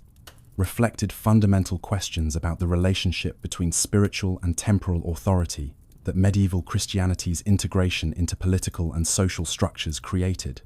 The procedures that ecclesiastical courts employed, including the use of canonical law derived from Roman law and church councils, rather than the customary law and precedent that common law courts applied, created different legal cultures that sometimes produced inconsistent results when similar cases were heard in different jurisdictions. The sentences that ecclesiastical courts could impose, limited by canonical prohibitions on bloodshed to penances, excommunication, and various spiritual penalties, made ecclesiastical jurisdiction attractive to criminals who could claim clerical status, while frustrating secular authorities who believed that serious crimes required severe temporal punishment. The gradual restriction of ecclesiastical jurisdiction that occurred during the later Middle Ages, as royal courts expanded their competence, and as criticisms of clerical privilege gained political force, reflected changing balances of power between church and state, while creating precedents for the eventual subordination of ecclesiastical to secular authority that the Reformation would accomplish. The manorial courts that administered justice at the local level handled the everyday disputes and routine enforcement of agricultural regulations that affected peasant life more directly than the distant proceedings of royal or ecclesiastical courts, The court baron that dealt with disputes between free tenants of the manor and various matters affecting the manor's administration operated according to feudal custom, with the lord or his steward presiding over proceedings that theoretically represented the judgment of the tenants themselves rather than the lord's arbitrary will. The customary court that governed unfree tenants and enforced the labour obligations and various restrictions that villenage imposed operated according to manorial custom that varied from one manor to another, while following general patterns common throughout the feudal system. The amercements that manorial courts imposed for violations of agricultural regulations, including pasturing animals on others' land, failing to maintain boundaries and ditches, and countless other offences that communal agriculture made necessary to regulate generated revenues for lords, while maintaining the orderly agricultural routines that successful farming required. The inheritance customs that manorial courts enforced, including primogeniture in some regions and partable inheritance in others, determined how peasant holdings passed across generations and influenced family strategies about marriage, occupation, and migration that shaped demographic patterns and social structures. The jurisdictional limits that restricted manorial courts to minor matters, with royal courts claiming authority over serious crimes and appeals, created a hierarchy of justice that generally worked effectively, though it sometimes generated conflicts when disputed cases crossed jurisdictional boundaries. The linguistic developments that occurred during the feudal period reflected the cultural transformations that Norman domination initiated, while English resilience ensured eventual dominance of a modified, but still fundamentally Germanic, language. The immediate post-conquest period saw Norman French become the language of government, law, and the aristocracy, while English survived as the language of the peasantry and gradually evolved through the loss of grammatical inflections and the incorporation of thousands of French loanwords that enriched vocabulary while answerments, simplifying syntax. The trilingual character of later medieval England, with Latin serving as the language of the church and formal documentation, French dominating aristocratic culture and legal proceedings, and English prevailing in everyday speech for most of the population, created a complex linguistic environment where multilingualism was common among educated classes, while most ordinary people remained monolingual English speakers. The gradual replacement of French by English as the language of aristocracy, government, and law during the 14th century, accelerated by the 100 Years' War that made French seem foreign and hostile rather than sophisticated and cosmopolitan, represented a crucial development in English national identity and cultural evolution. The use of English in parliamentary proceedings, beginning in the 14th century, in law courts from the later 14th century, and in royal documents and correspondence increasingly from the 15th century, marked stages in English's triumph as the national language despite its earlier subordination. The literary flowering that produced works in all three languages, but increasingly emphasized English, including Chaucer's Canterbury Tales, Langland's Piers Plowman,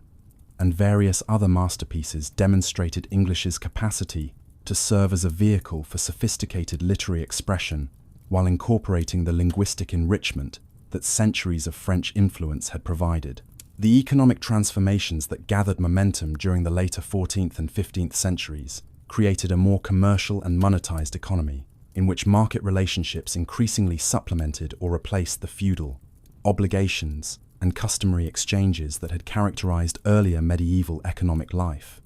The expansion of wool production for export to Flemish cloth manufacturers created a commercial agricultural sector that operated according to market principles rather than subsistence logic,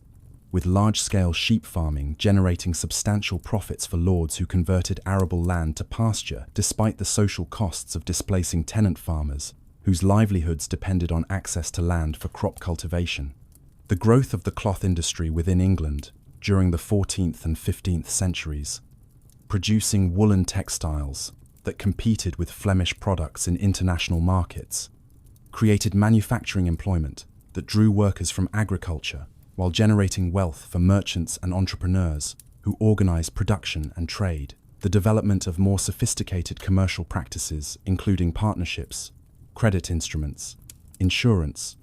and various other techniques that facilitated long-distance trade and large-scale commercial operations, reflected the increasing complexity and scale of economic activity. The merchant class that prospered through trade accumulated wealth that sometimes exceeded that of landed nobility,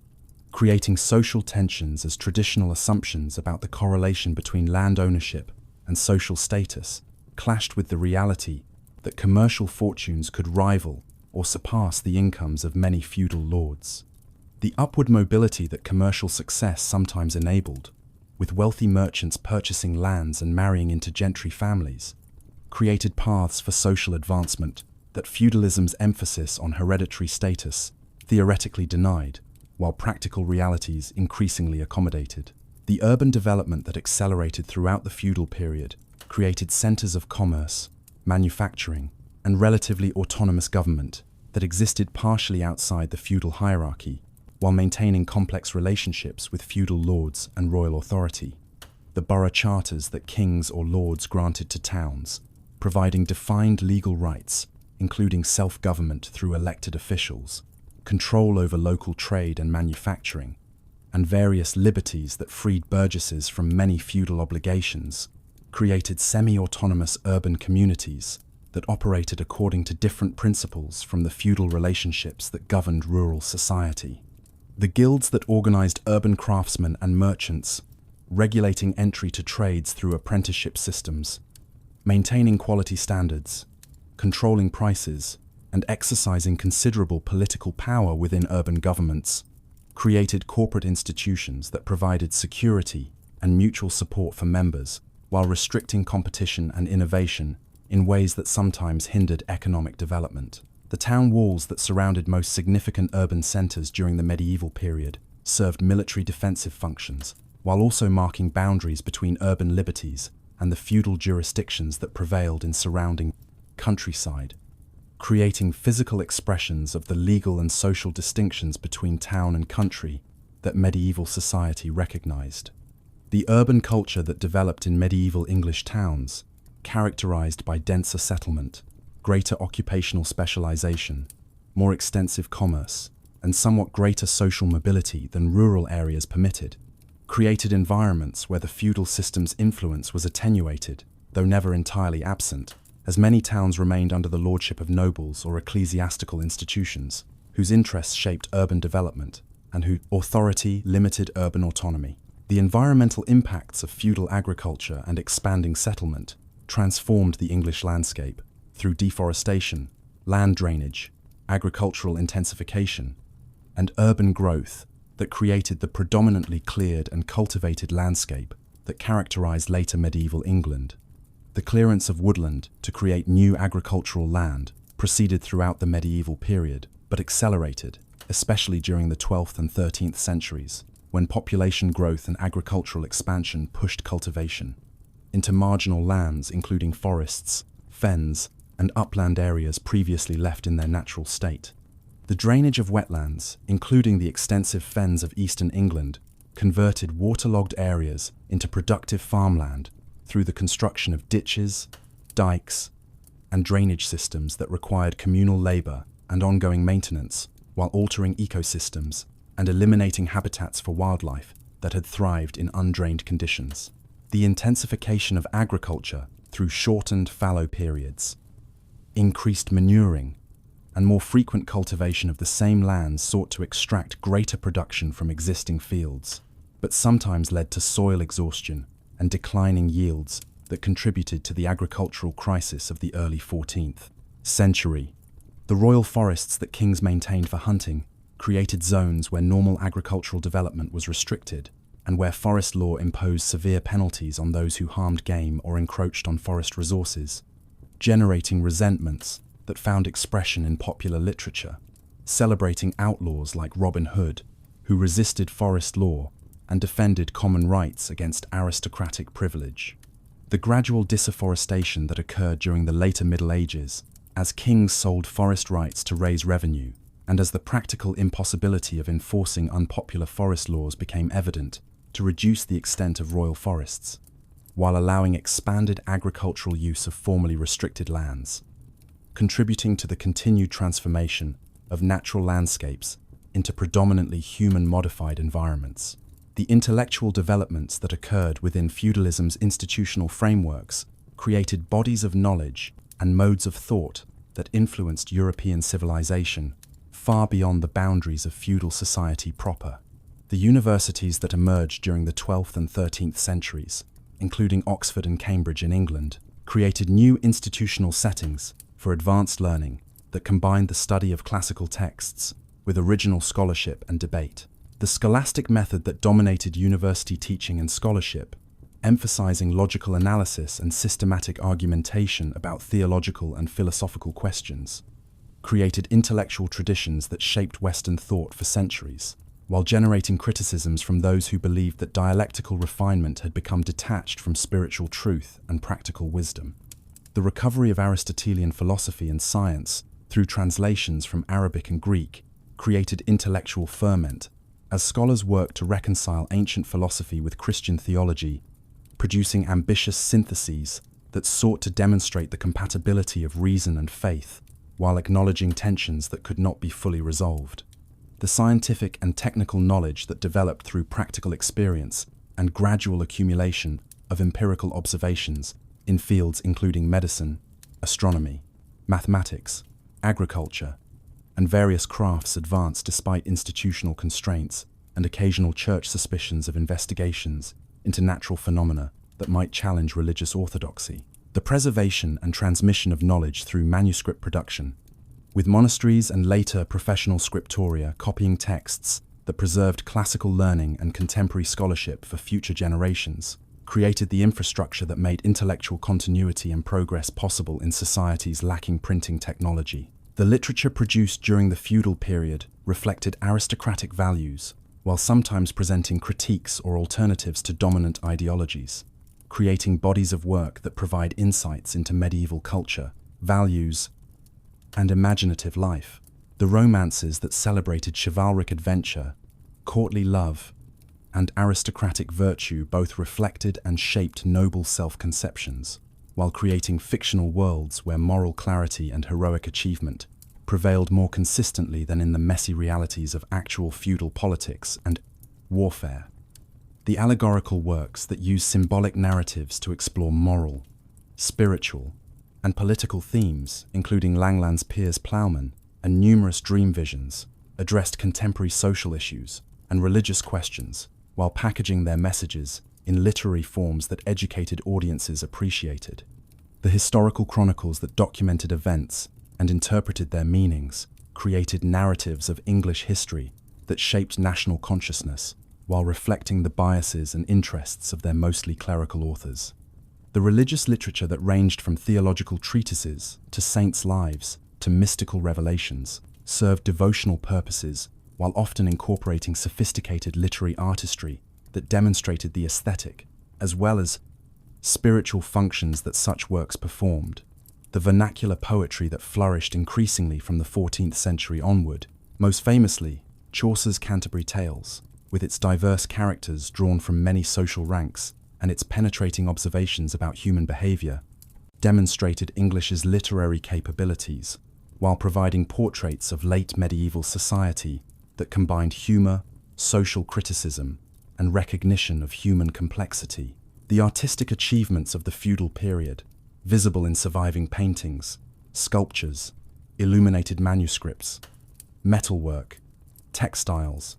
and various other media demonstrated sophisticated aesthetic sensibilities and technical capabilities, despite the economic limitations and technological constraints that medieval craftsmen faced. The manuscript illumination that decorated liturgical books, psalters, books of hours, and various secular texts combined artistic beauty with religious devotion and social display, creating works whose survival in considerable numbers despite centuries of neglect, destruction, and dispersal provides modern viewers with windows into medieval visual culture. The church sculpture that adorned portals, capitals, choir screens, and tombs served religious functions while providing opportunities for artistic expression that ranged from the sublime to the grotesque, with representations of biblical scenes, saints, moral allegories, and various decorative motifs that educated illiterate congregations while satisfying aesthetic ambitions. The stained glass that filled the windows of churches and cathedrals created luminous environments for worship, while depicting religious narratives and saints whose images instructed viewers and inspired devotion through the glowing colors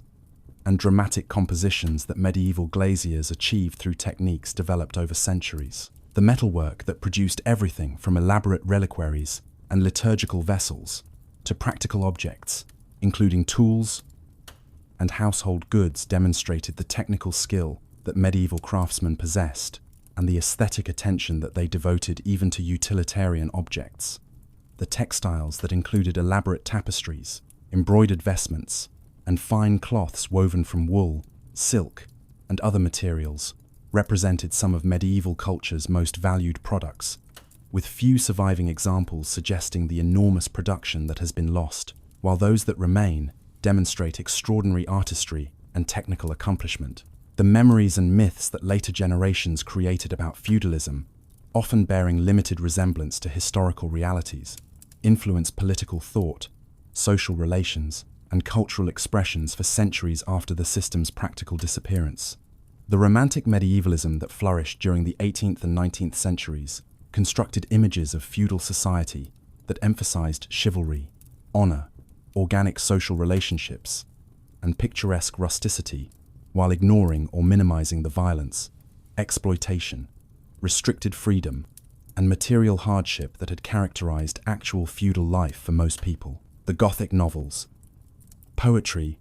and historical fiction that drew upon medieval settings and themes created popular understandings of the Middle Ages that shaped cultural memory more powerfully than scholarly histories could achieve,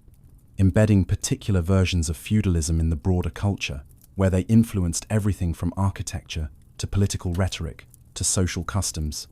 The use of feudal imagery by conservative political thinkers, defending aristocratic privilege and traditional social hierarchies against democratic and egalitarian challenges, created ideological deployments of feudalism that served contemporary purposes while distorting historical understanding.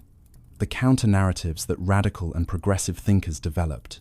emphasizing feudalism's oppressiveness and celebrating its overthrow as steps toward freedom and equality,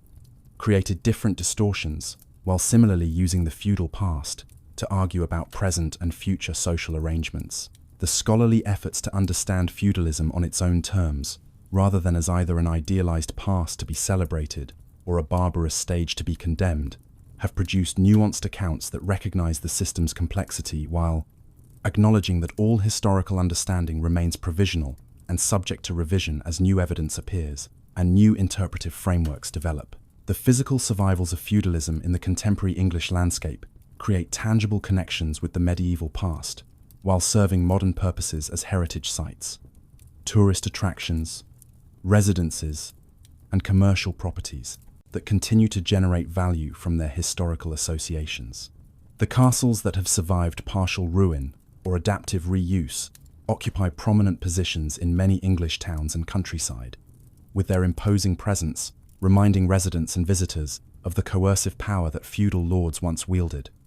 While their current uses, ranging from museums to luxury hotels to wedding venues, demonstrate how historical structures can be repurposed to serve very different functions from those that motivated their original construction.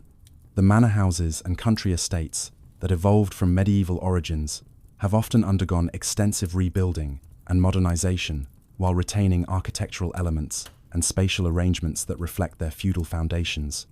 creating palimpsests where successive historical layers accumulate without entirely obliterating earlier phases.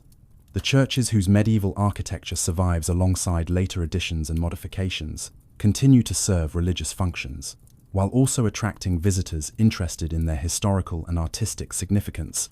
creating dual identities as active worship spaces and historical monuments that sometimes generate tensions between preservation concerns and the needs of functioning congregations. The preservation movement that emerged during the 19th century and has intensified in recent decades has saved numerous medieval structures that earlier generations had neglected or actively damaged, creating heritage landscapes where historical consciousness and commercial tourism interests intersect in ways that shape how feudalism is remembered and understood by contemporary audiences.